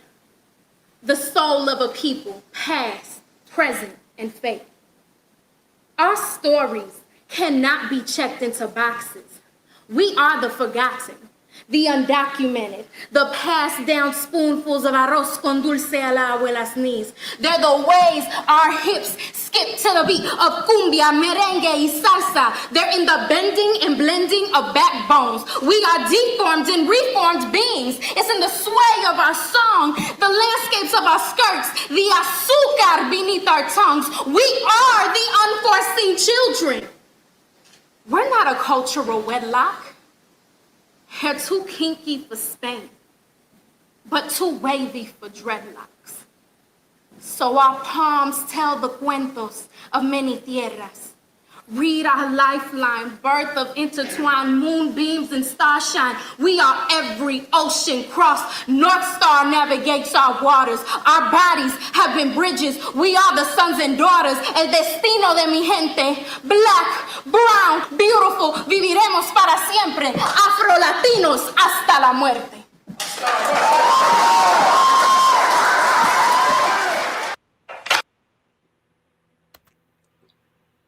Powerful. Blew me away again. Blew me away again. Oh my goodness. Oh my God. That was incredible. I mean, still, like, you just, oh my God, it still hits you so deep. And you know what's nuts? I don't think I told you this, but the next day, low key, you went viral. Seriously, that video, because somebody filmed it. Somebody filmed the video, and I think you got that next day you got about 3,000 views on it. Just from the next day. That's the most views I've ever had on any content that I've ever posted. That's the most views I've ever had. Yeah. And what's crazy is that it came up on the memories some days ago, whatever may have you. You know how Facebook does the memories and everything. And I think it got up to about you're looking at upwards of close to 10,000 views and such. It got crazy shared. I just remember it was everywhere. Yeah. That next day, but that was incredible. Let's make that go viral again because people need to hear that. I'm with it. Thank you. Oh my God, that was absolutely beautiful. Marie, I appreciate you so much. Really quick though, that's once again. I'm either gonna get on the front end and the back end, people, but I will get it though. All right.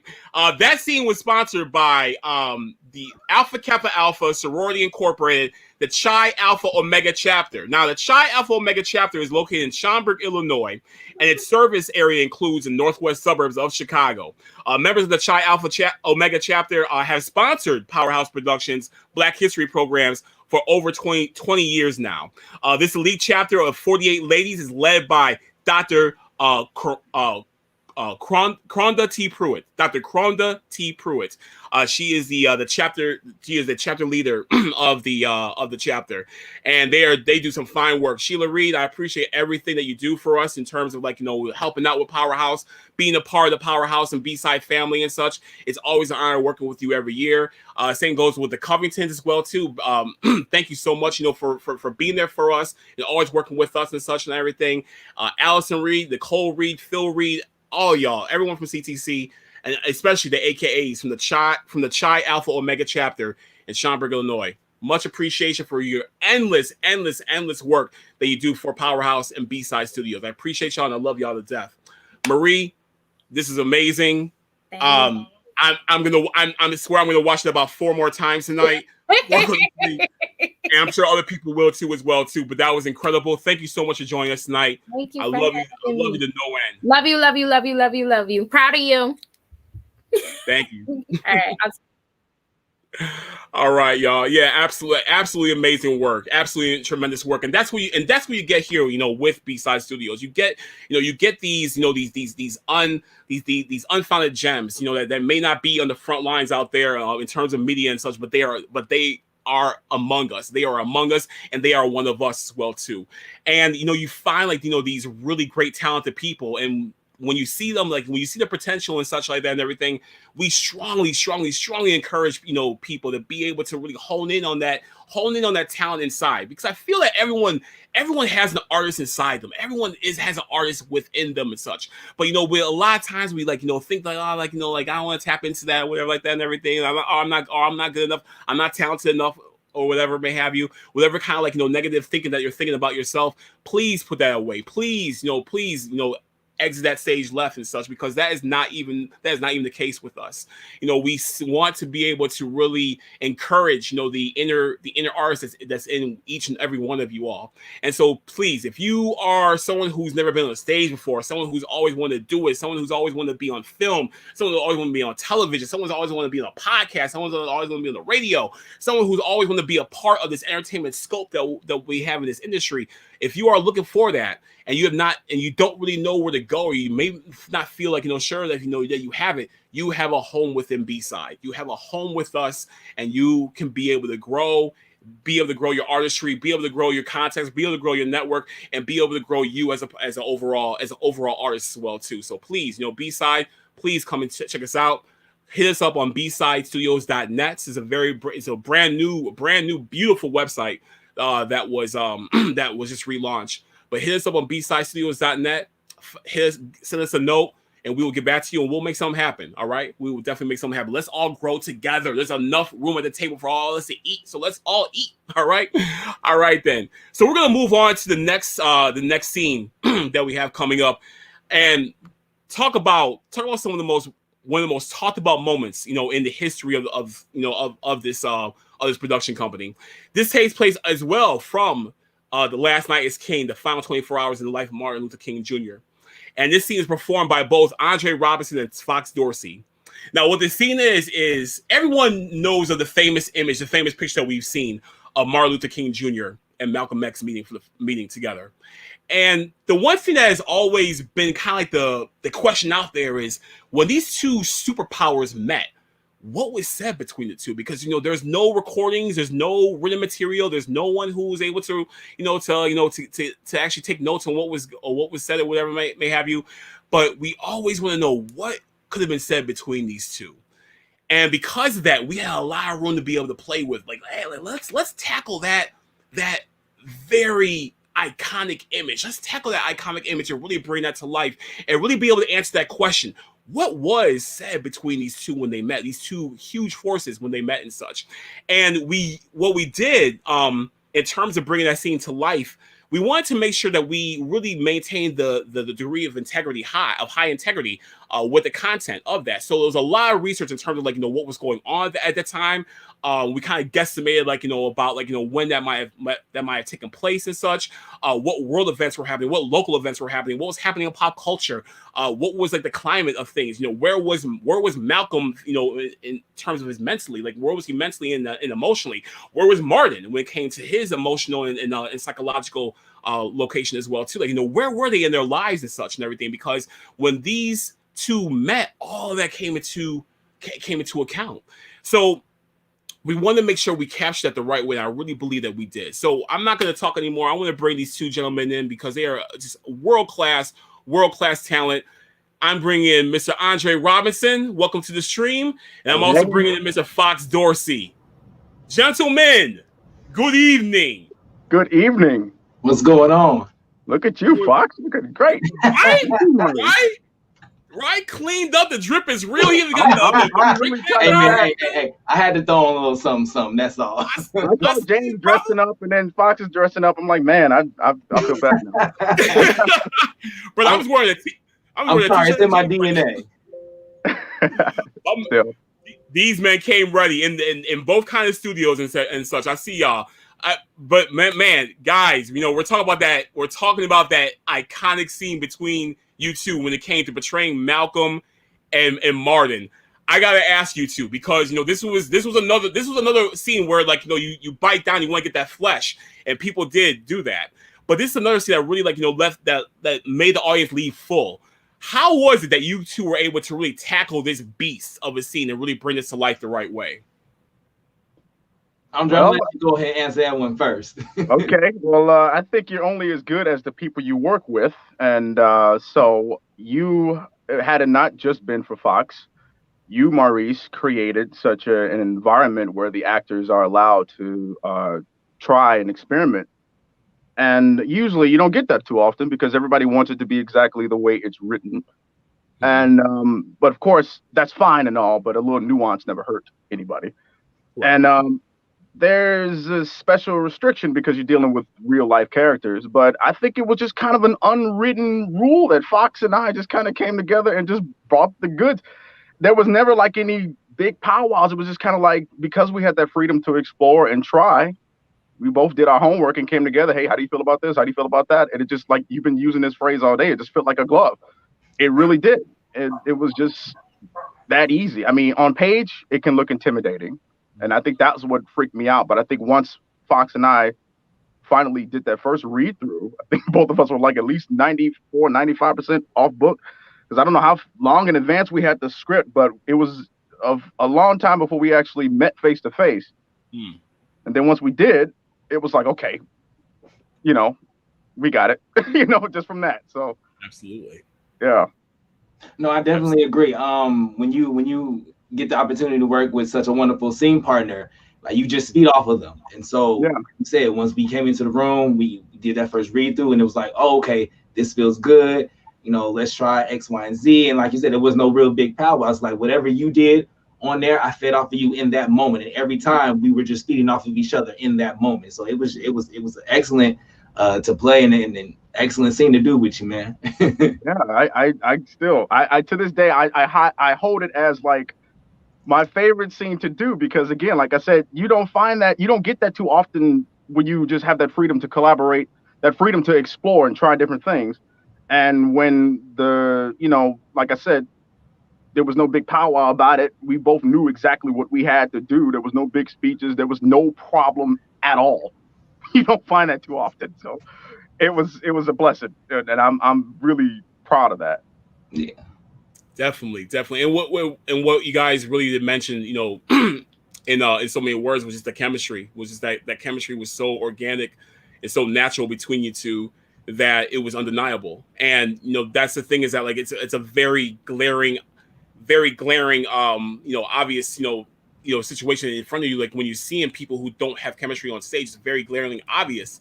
But you also glaringly obvious when you see people having true legit chemistry as well too. And you guys really were on that end of the spectrum so hard, because it really did feel like we were back in 1964 when these two met.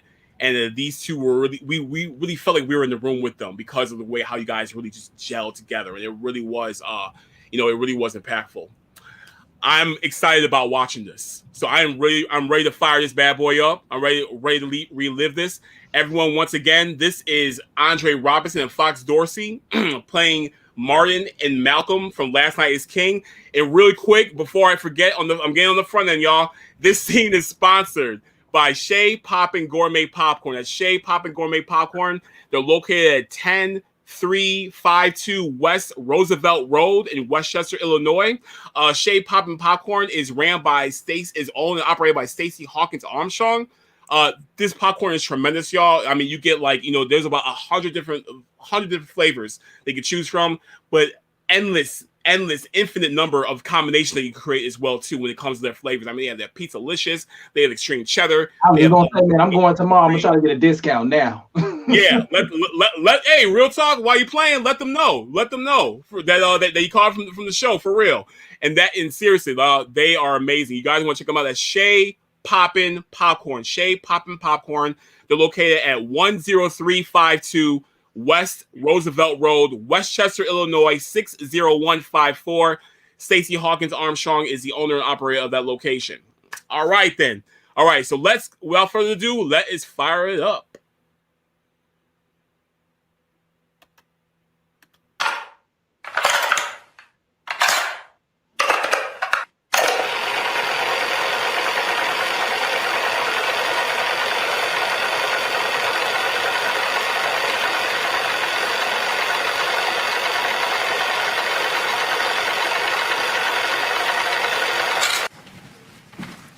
Sorry about that. These are troubled times. Oh, I understand. I suppose the bombing hasn't settled everyone. Yeah, well, they didn't do too much for the price of real estate and land in the neighborhood. Did anyone see you come in? No, I followed your directions. However, the next time you ask me to use the back stairs, I appreciate it if you can find a room on the floor lower than the 7th. I've seen you on TV. I would assume that taking the stairs wouldn't do too much harm to you. Well, television tends to make you look heavier. Besides, this body's in the finest sense of Southern tradition and ministry.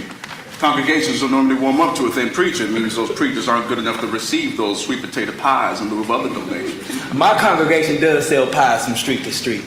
They may keep the people thin, but they keep the donations fat. Speaking of pies, Doctor, is that your lunch you got in the bag? Or is it a tape recorder in there? Why would I need a tape recorder? You may be a little nervous coming in and out of these hotel rooms. You know, Mr. Hoover does have a way of making people a little paranoid. You know, I never thought the good Lord could make a mistake, but Mr. Hoover does push one faith beyond a reasonable limit. Please, have a seat. I figured you wouldn't oppose to this since you're so used to doing sit-ins and such. Well, I find it better for your back. But not too good for your head, as I recall. I'm surprised you still have one with all of that non-violent action you've been involved in. Well, you'd be surprised what you can take when the purpose is clear. Or perhaps I believe some folks just naturally have hard heads. I'm getting the direct impression I should be insulted. Maybe it's my street accent. I don't have the advantage of university, so my words may come across as a little harsh. You're too modest, Malcolm. I'm sure someone who was invited by Harvard is hard to be understood. They didn't bring me there to lecture. They brought me there to be embarrassed. Unfortunately for them, I do not embarrass easy. And since Harvard didn't have anything that I wanted, I felt there was no need to apologize for not having it. Of course, there were ample amount of Negroes there that had an abundance of apologies all saved up for the occasion. Oh, and You see me as that kind of Negro? No, but I do see you as being used by white folks, whether you intend to or not, while they will erect monuments to you before you are through. I don't know, it seems the very mention of your name is out to get much attention. I mean, they may even name streets after you. You get all the awards, Martin. On behalf of those that collectively fight against injustice. White folks gave you the award. Doesn't it bother you just a little bit that the same people that are doing all of the oppression are the ones giving out all of the awards? You must have impressed them the most when you said, if blood must flow in the street, let it be our blood. Hell, I bet every white was ready to buy you a drink in the South. The award was for peace. The award was for getting beaten and not fighting back. You may want to sit down with us sometime and find out what fighting back is all about. Then maybe you could understand what I was saying. You asking me to understand how a black man can ask his people to be the first, the last, the only ones to bleed? Have you considered that you are more responsible for our people's blood flowing out there in the streets? That your speeches are causing violence? No, not once, not ever. Aggression in the name of self-defense is not violence, it's honor. There's no honor in war, Malcolm. No progress can come from violence. Progress? You get the false respect because I was the alternative. They kill me first, then you have nothing to negotiate with. They kill you first, then they better not let me live. They'll make you into a martyr, Martin. They'll hold your non-violent message to the world as a testament to your courage. And if they hold it up long enough, they won't even realize the contradiction they have made to that message. If I have to die so that my children would not have to suffer a spiritual death, I would do that. Jesus Christ gave that spirit a movement 2,000 years ago. Mahatma Gandhi gave it a method. To this day, black people will forge that spirit with that method and create weapons of love. We will live together as brothers, Malcolm. Or we most certainly will perish as fools. That is not a country out there, Martin. They stack families on top of families. Black man on top of black man till there is no more room. And when there is no more room and we cannot breathe, we die. And then there are drugs. You pump enough dope into the black community, they'll dream anything. Hell, they'll even dream one of your dreams. I will not change. If you will not change, can you at least get angry? You know, Malcolm, I remember when I led my first march and there was this huge white man that jumped out from the crowd. And with all of his might and all of his force, he yelled at the top of his voice, "Go home, you little nigger bastard." He was yelling at a child, Malcolm. Could have been any older than 7, 8 years old. I saw that pain in that child's face and I just hurt. I felt fear, but most of all, I was ashamed. He must have thought he had done something terribly wrong to be the focus of all that hate. Yes, Malcolm, I can get angry. With all the history that makes me a black man, I can get angry. But you see, it's a different kind of anger. It's an anger that says you can't stop loving, you can't stop believing, and you can't stop trying. It's an anger that makes me want to prove hate wrong. I just want to prove hate less powerful, Martin. We both deal in power, Malcolm. We just do it differently. You can only deal with power in one way. Malcolm, you want to free blacks. I want to free America. Can't you see what's happening to us? 5, 10 years from now, racists won't have to do anything to us. We'll be doing it to ourselves. So these brothers who sit peacefully in your demonstrations and allow their heads to be split open and they come back to their own communities and commit violent acts. It's the rage, it's the pain that is all built up inside of them. It makes them strike out. Now, I cannot free them from that rage, but I can direct it to the right source. But don't we both want the same thing? You want to be able to buy a cup of coffee, I want to sell it. You want us to integrate a coffee shop, I want us to own it. You want white folks to hire us, I want us to hire our own damn selves. We do not want the same things. You know, I'm afraid this quest for integration will wind up being the white man's solution for control. And I suppose those of us that don't agree with your definition of power and control are the ones being called Uncle Toms? I only refer to the old ones as Uncle, and I don't call them Toms anymore. I call them Roy. I call him Ralph. I call him Uncle White. They don't deserve that from you, Malcolm. They don't deserve that from anyone. Do you think the unity that you're seeking can be achieved by insults and ridicule? Have I ridiculed you, Reverend? Oh, was I supposed to be flattered by the term Reverend Dr. Chicken Leg?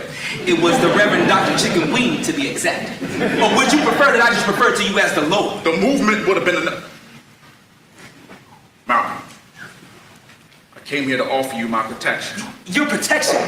How you gonna do that? You gonna have a mass sit-in and pray? Or maybe this non-violent action movement of yours is gonna scare off those Molotov cocktails. Well, any of those Molotov cocktails were thrown there because of your own movement. My movement does not ask for freedom, it takes. Non-violence is the only way for proper healing to appear to the conscience of this country, Malcolm. I'm just offering you my protection. I offer you my help. Yeah, help. Your help to kill me. Am I accused of that as well? Not accused, indicted. This non-violent quest is gonna get everyone killed, and you want to sit up here and talk about the conscience of this country? This country has no conscience. It has no morals, it has no morality, it has no honor. Hell, it doesn't even have a memory, it forgets. It doesn't want to remember, it forgets, but we will not allow it to forget the lies about it. So this country calls you a hero because you tell black folks in America to be non-violent, but you tell that same non-black person to be non-violent in Vietnam? Stop dropping them napalm on them little Vietnam babies, and they'll call you a traitor, call you a coward. You cannot appeal to the conscience of a country like America.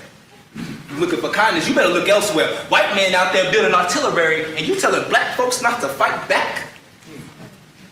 We refuse to defend ourselves. We not only make it easy for racists to kill us, but to make it justifiable. You're telling me you think I've contributed to that? Yes. Let me make you understand, Martin. If anyone is dead set to go out there and kill a black man, they won't ever have to consider the consequences of their actions. They won't ever have to worry what the good reverend will do. They know what you'll do. Nothing. And that is what this whole movement of yours has created, Martin. Nothing. Don't you ever tell me nothing was accomplished. Don't you ever tell me that people were beaten up for no reason at all. Do you think it's easy for me to sit there and watch that happen, Malcolm? To risk the lives of my own children? Malcolm, do you think I would risk my life for nothing? I don't want to die. I don't want to see our people die. I don't preach nonviolence because I like it. I preach it because it's right. Because I'm a man and a child of God. I mean, you look out there in the city, you see neon signs telling you where to go, what to do.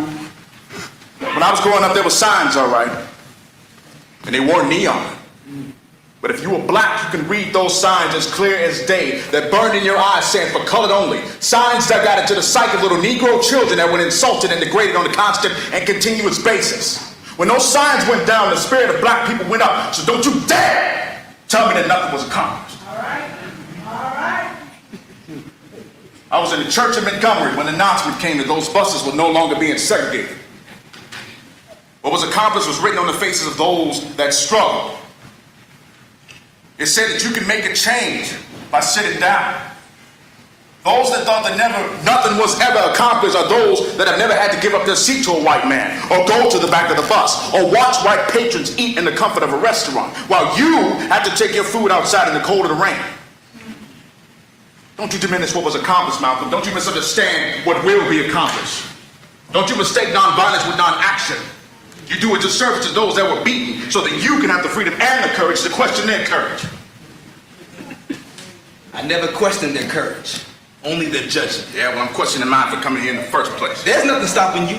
The same steps that led you in here are the same steps that will lead you out. Well, at least we can agree on that. Yes, we can. You have a pleasant trip home. As you shall. Thank you for the lesson in unity. And don't forget your lunch. It's not mine, it's a gift. A gift?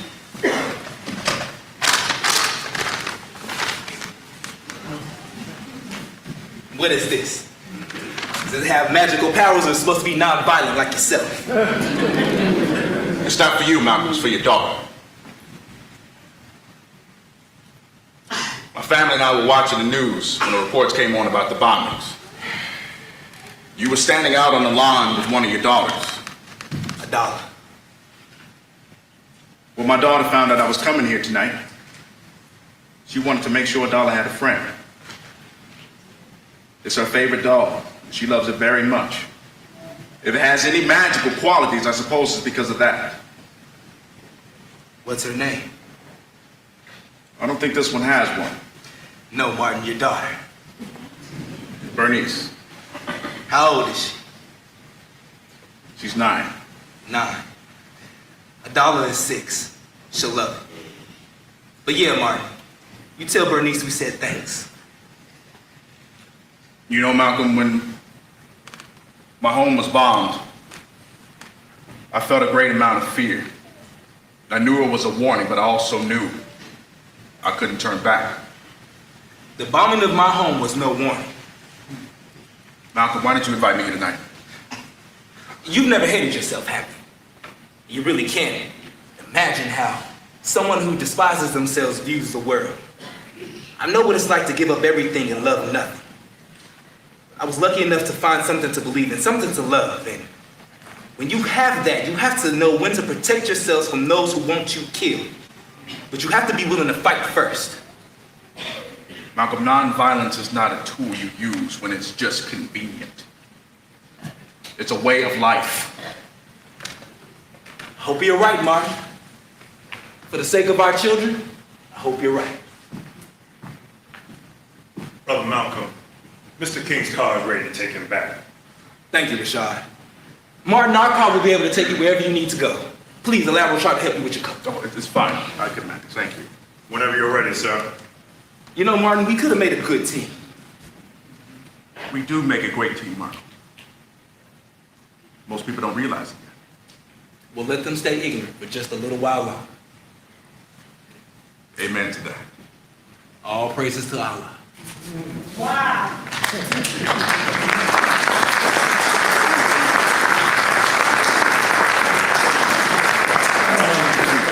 Brother Malcolm, do you need more time to exchange pleasantries with your new friend?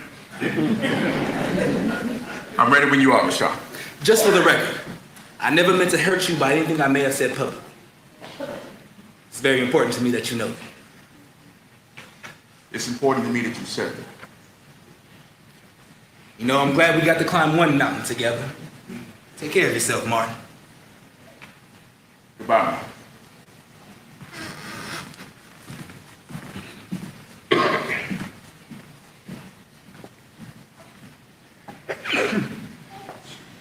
Brother Malcolm, is there anything else that you'll need? Alaikum assalam.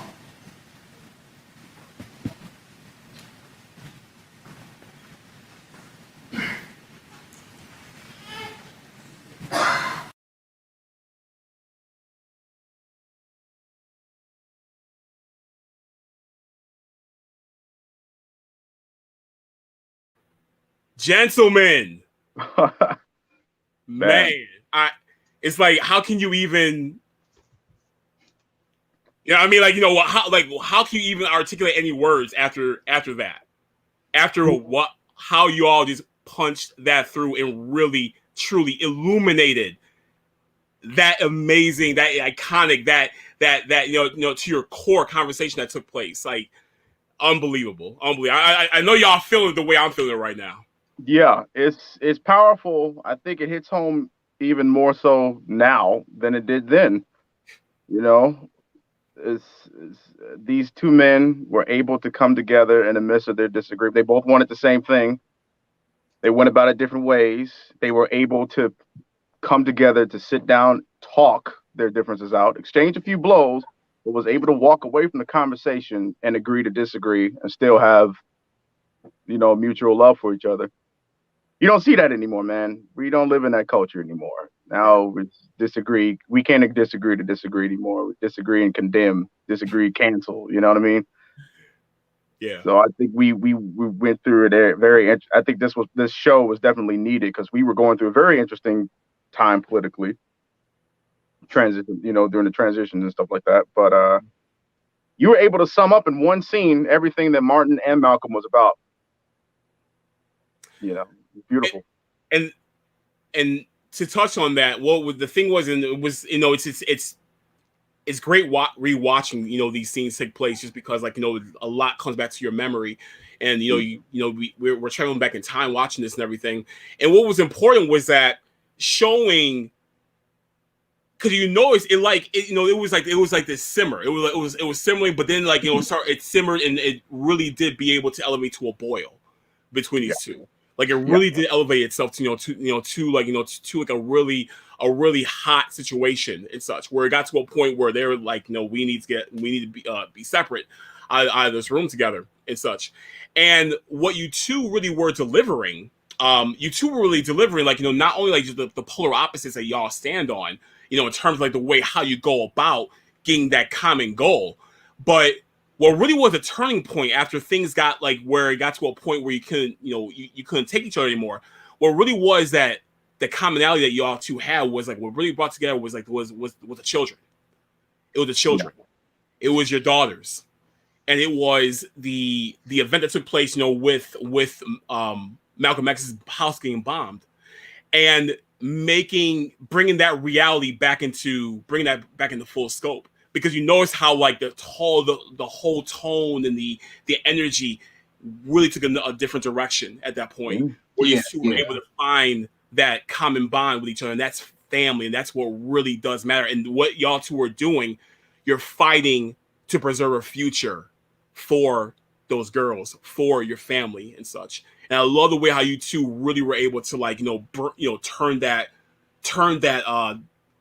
that telescope around and really be able to really make them see what it really was they're fighting for. Yeah, there are so many things in this scene that just stand out to me. There's a line that you gave Malcolm that says, "This country has no conscience, and this country it forgets," and that is so perfect to what's going on in this climate today. And then you also touched on something earlier, like what was their mental state? Like that weighed heavily on me throughout this whole process trying to develop this scene. Is what what is the mental state of someone who knows that they're gonna die? The mental state of someone who knows that their people are continuing to die in the street every day. What is the mental state of someone whose house has just been bombed?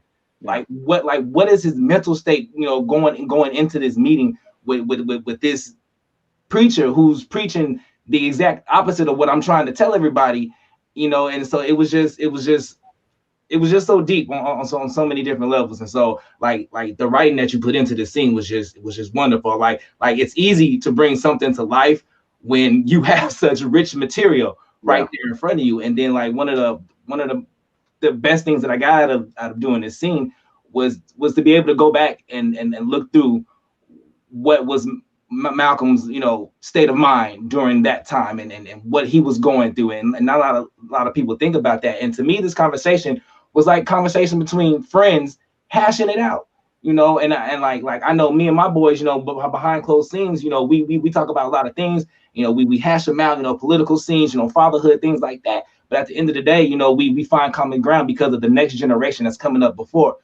that's coming up after us. And so I think being able to end that scene with us realizing that, I have my viewpoint, I'm on this side of the fence and you're on the other side of the fence. But at the end of the day, we're fighting for the next generation that's coming up after us. We're fighting for our children, so that they can have it better. And so if we can remember that, we can come to terms and we can continue this fight and continue that. And so like that scene is just wonderful. And to me, that's what I got out of the end of that scene, is that we're fighting for the next generation that's coming up after us, and we have to remember that. Totally, I agree with that.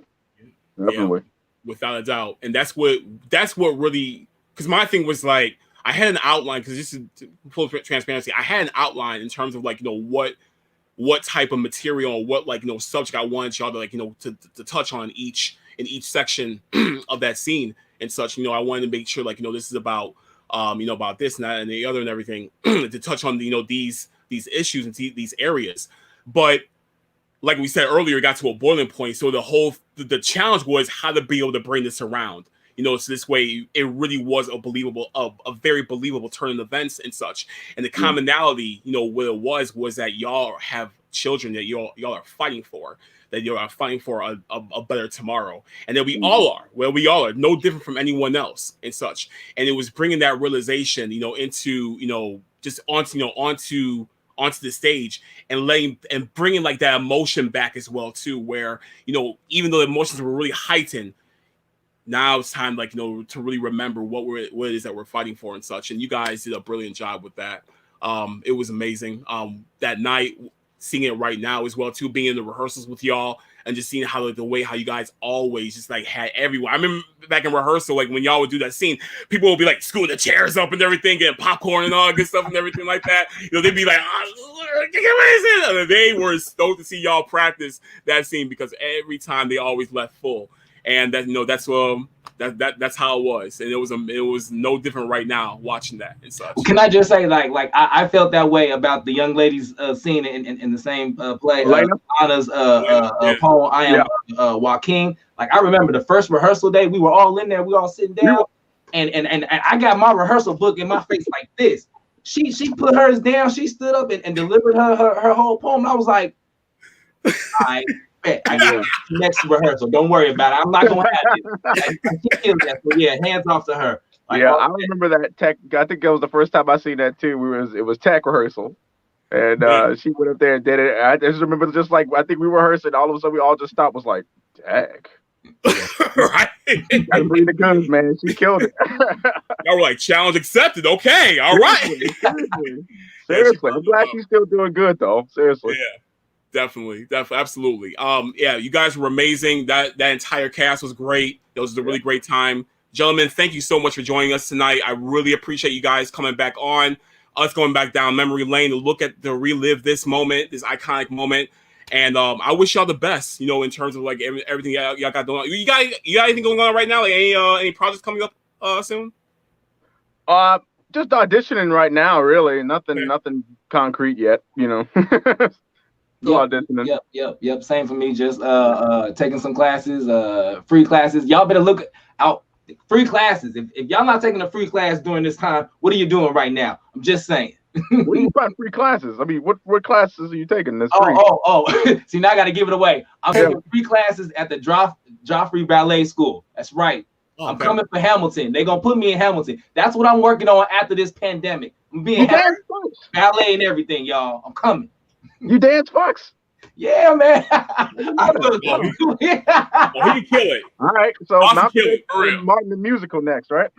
Get after it, man. It's yours. Claim it is yours. Gentlemen, thank you so much, guys. And I will talk to y'all soon, okay? All right. Have a good night, guys. Thank you. Y'all take care. All right. All right. Yes, indeed. What an amazing, incredible scene that was. I'm telling y'all, that was, and writing that scene, when you write, and I know people who are watching right now who are writers can understand this, but like you get like this surge. Sometimes, like, you get writer's block, and writer's block sucks. I hate it. I loathe it to death. But sometimes you get those surges where everything is just falling into place the way it should be, where the research is right. You're getting, you're able to like, draw out your outline. You're able to like, really get your words going and everything like that. It's like the juices really do get flowing and such. Your head goes into areas that may not have like, traveled earlier that week, whatever may have you, but now you're in some uncharted waters and you're getting so much material, so much information, so much motivation as well too, to put all that together, and it falls into place beautifully. And I remember putting that scene together, and that was what was happening. It was just a rainstorm of everything that just came to me and such, writing all that out and everything. And it was just really incredible because like after you read it, after you like go through that surge and you read back what you put on paper, you are just like, where did this come from? This is you can't wait to see it be brought to life and such and everything. And I knew with those two that they were really going to be able to triumph over, being able to like, really bring that to life. And they really did do that. So, kudos to those gentlemen, to both Andre and Fox, for that incredible showcase they put on. Y'all, we are nearing the end of the Black Tape. Before we go though, I'm going to say bye in a second, but before we go, I want to, kind of bring things back a little bit. So typically, and this was prior to 2014, I want to say, or something like that. I don't know. My dates are all over the place. Typically at every Powerhouse production show, for Black History Month, for Black History show, my mother Valerie Proffitt would close the show out. And she closed the show out, obviously like, with her thank yous and all that good stuff and everything. She was much better at the thank yous than I am. Like I thank like everybody and they mom and they brother and the janitor who works at the 7-Eleven down the street or whatever like that, because I feel like everyone's like involved in some way, shape, or form.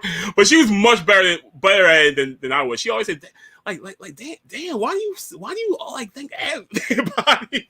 She would tease me with that stuff, but she always was the one who closed the show out, and it always was like kind of like a really beautiful moment, like when she would do that, because like, just hearing her voice and being able to like, like how she like, intermix her little like, comedy style and everything like that and everything was always like, something like kind of look forward to and such. But then when she got to a point where she's like, I'm getting kind of older. Can you handle the closeout of the shows? Like when it comes to your shows, I'm like, absolutely. I could definitely do that. That's no problem, whatever. And I gotta tell you that, I really did at one point miss her doing it. And it wasn't so much because I didn't want to do it, because give me a mic, I'm gonna talk for days. I don't care. But the way how she would though was always just had like a very everlasting flair to it that really stuck with you and was always beautiful. And I want to share with you guys, I want to close the show out with that, if you don't mind. Before I get to that, I want to thank everyone for being a part of the Black Tape.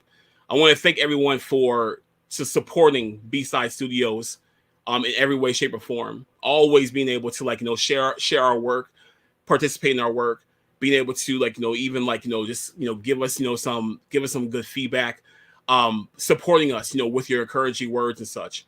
I can't thank you all enough for always being on our side and always being with us as we're going through this and everything. Like I said earlier, we're trying to create a presence in Chicago that really does focus on equity and making sure that actors and artists are all treated the same and all are being able to find that work and be able to perform, at their artistic level that they should, and making sure that no one is left behind when it comes to opportunities and such. And we're trying to build that, and we are doing so every day. But it's because of you all who give us the support, the love, and just the overall support that y'all give us. And I cannot thank you all enough for always being on our side and always being with us and always sticking with us as we go through all this and everything.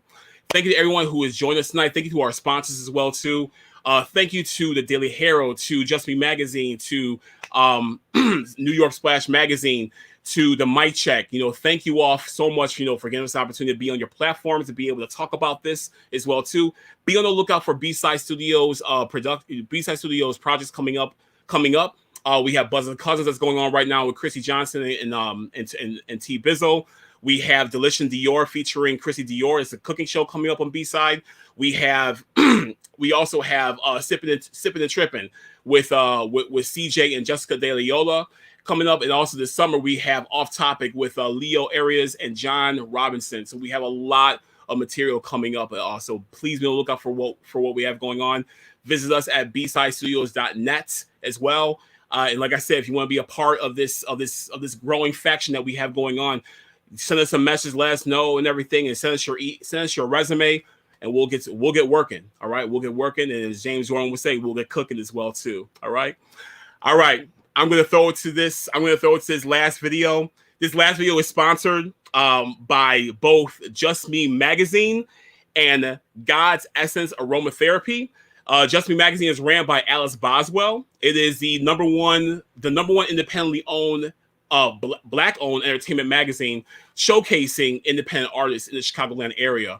That's Just Me Magazine. Go to justmemagazine.com to be able to read up on the magazine and also get some back orders as well too. Support Just Me Magazine. And if you want to have an article done on you as well too, get in contact with Alice Boswell. She'll be able to do an article on you as well too. If you have a company, if you have a brand, if you have a product that you're selling and everything, she is the one to get in contact with. So contact Alice Boswell of Just Me Magazine. She will take care of you and she will feature you as well too. In addition to that, God's Essence Aromatherapy. God's Essence Aromatherapy is owned and operated by, Angela K. Baldwin. God's Essence Aromatherapy is just what you need right now when it comes to physical healing, when it comes to essential oils and such like that and everything. We're all going more the natural route with what we're taking our body and what we're doing, internally and externally, to take care of ourselves and everything. And God's Essence Aromatherapy does just that, because all of their products, everything they have is all organic, it's all from the earth, it's all earthly, it's all part of us and such, all natural products. So you definitely want to go to godsessence.com or just search for God's Essence Aromatherapy on Facebook and contact Angela K. Baldwin. She'll be able to take care of y'all when it comes to anything y'all need. All right. Y'all, thank y'all so much for being a part of this. I really appreciate you guys. Please follow B-Side.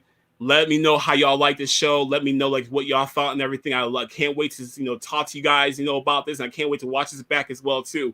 But it will be available on YouTube. It will be available on Facebook on both my page and also the B-Side Studios page as well too. And it will be on the website later on this year. All right. I'm gonna close the show out with this last video.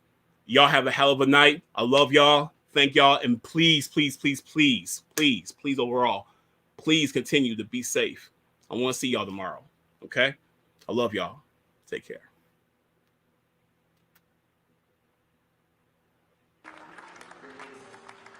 what we would like to, before the close, we would like to acknowledge our executive producer, Ms. Valerie Proffitt. Would you please come forward?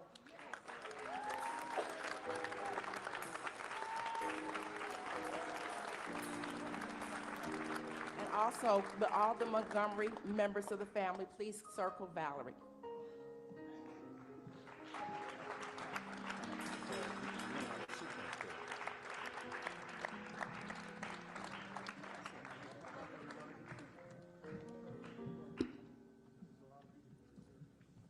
I knew they were going to get me to sing tonight, so.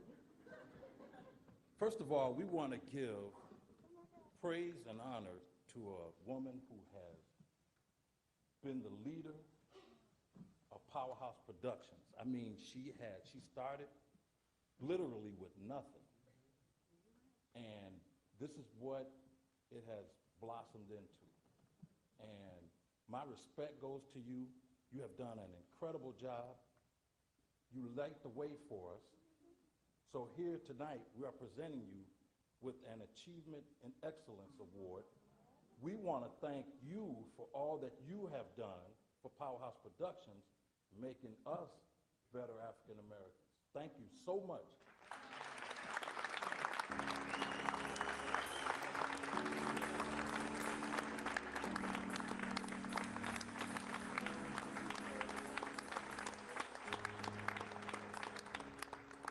Have to say this, Valerie does light up. Wow, what a surprise, because I didn't want my shoes to show, because I didn't have my heels on, okay? But thank you so much for this. I really, really appreciate this. I just have to say this, to be very honest with you. 4 years ago when we lost our dad, my dad, Jarnette has been trying to do a tribute to Montgomery's Barbershop since then. But I just knew I could not emotionally deal with it, and I wondered about tonight. And, so I just really want to thank her for just, putting it in my spirit to do it. And, and we all did it. We all did it as a community, and I just thanked them, and it just came together, and I know that was God. It definitely was. And I would really be remiss, audience, if I didn't thank our willing workers back there. We have so many, we have AKs, you see them, they have the wonderful reception for us. But Sandy Cumberlander and Betty Like work so hard every year with that silent auction. They definitely do. And I thank them for that. And you've heard the song of the new kid on the block. We have a new pastor on the block, and you saw him today, Pastor and Mrs. Jenkins, and yeah. And they introduced our mayor, and it's always good to have our mayor open up for us. And that's just wonderful. And we couldn't do anything if Betsy Armistead did not open her home and give us the full range of her technical staff that really, really works with us all the time until we get to this point. Also, Reverend and Mrs. Allen Eaton that have always been a support, and they made sure the Powerhouse got their 501c3 too. They definitely did. Thank you, Alan. Phyllis Ranger is the person that made sure that you're holding these beautiful programs, and we want to thank you for that so we could follow it all today, Phyllis. Also, let me just say this. I was so touched and so blessed when my brother told me that he was going to come in from Dallas and do Daddy. I was just very happy of that. I think a lot of people knew before I did, and he did. But really, what really topped it off was when my niece, and you see her, she's making sure the videos and the photography is done right? And she's right there, and she came in from Dallas too, and I thank you, Sydney. I thank you for that. There's a lot of people on the stage today. Let me just say this, the bootleg man was born in CTC 30 years ago, okay? All right? He was born in CTC. And, he was there, and then my other son, Donnie, this is the first time in a long time he's been on stage, too. He was a little boy that grew up in CTC there a long time. The shoe shine guy is my grandson, and the bootleg man's assistant is also my grandson. That's your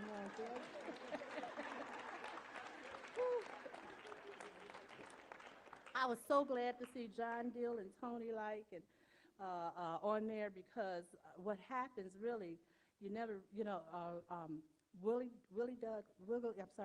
Rhodes and Corey stepped in to be the voice of reason among that group. And that really, really helped. And Jimmy McDaniels just definitely did seal the deal. But one person I have got to acknowledge, and not only acknowledge, I learned so much about her through this course. I definitely did. Because she has such a wonderful spiritual presence. I watch her in church, and it's like I said, wow, it just seems like everything you do is so effortlessly. And she came in and just took time. She told us, whatever Powerhouse needs, you have it. And, she told me so many stories about when her grandmother was a minister of music in her church in North Carolina. And, and I really, really got to know. I looked at her writings are phenomenal. She has a wonderful, wonderful sense. And I would like for Jackie Roberson to come so that Powerhouse could give them a donation to the choir of $220. They all love you. I love you.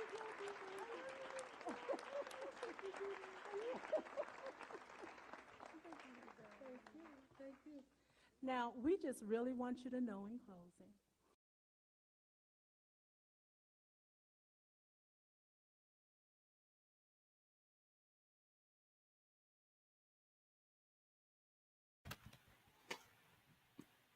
I have one more word to tell y'all about that. So I should have led with this, prior to that scene. The reason why I wanted to play that was I believe I never really was said by her, but I know my mother, and I really believe in my heart of hearts that was her greatest moment in Powerhouse history. That was her greatest moment. And what's kind of tripped out was that was the last time that she actually did speak to the audience. What I was talking about earlier in terms of the traditional ending, and that was her last time before she passed that she spoke to the audience like that. And how fitting that it was like that, because it was her speaking at the end of a show that was dedicated to her father, who just passed away a few months prior. It was her surrounded by her entire family as well, by her sons, her grandchildren, by her entire family, and the cast that she oversaw. And she was also able to not only receive a community award, but she was also able to give a scholarship, to the local church.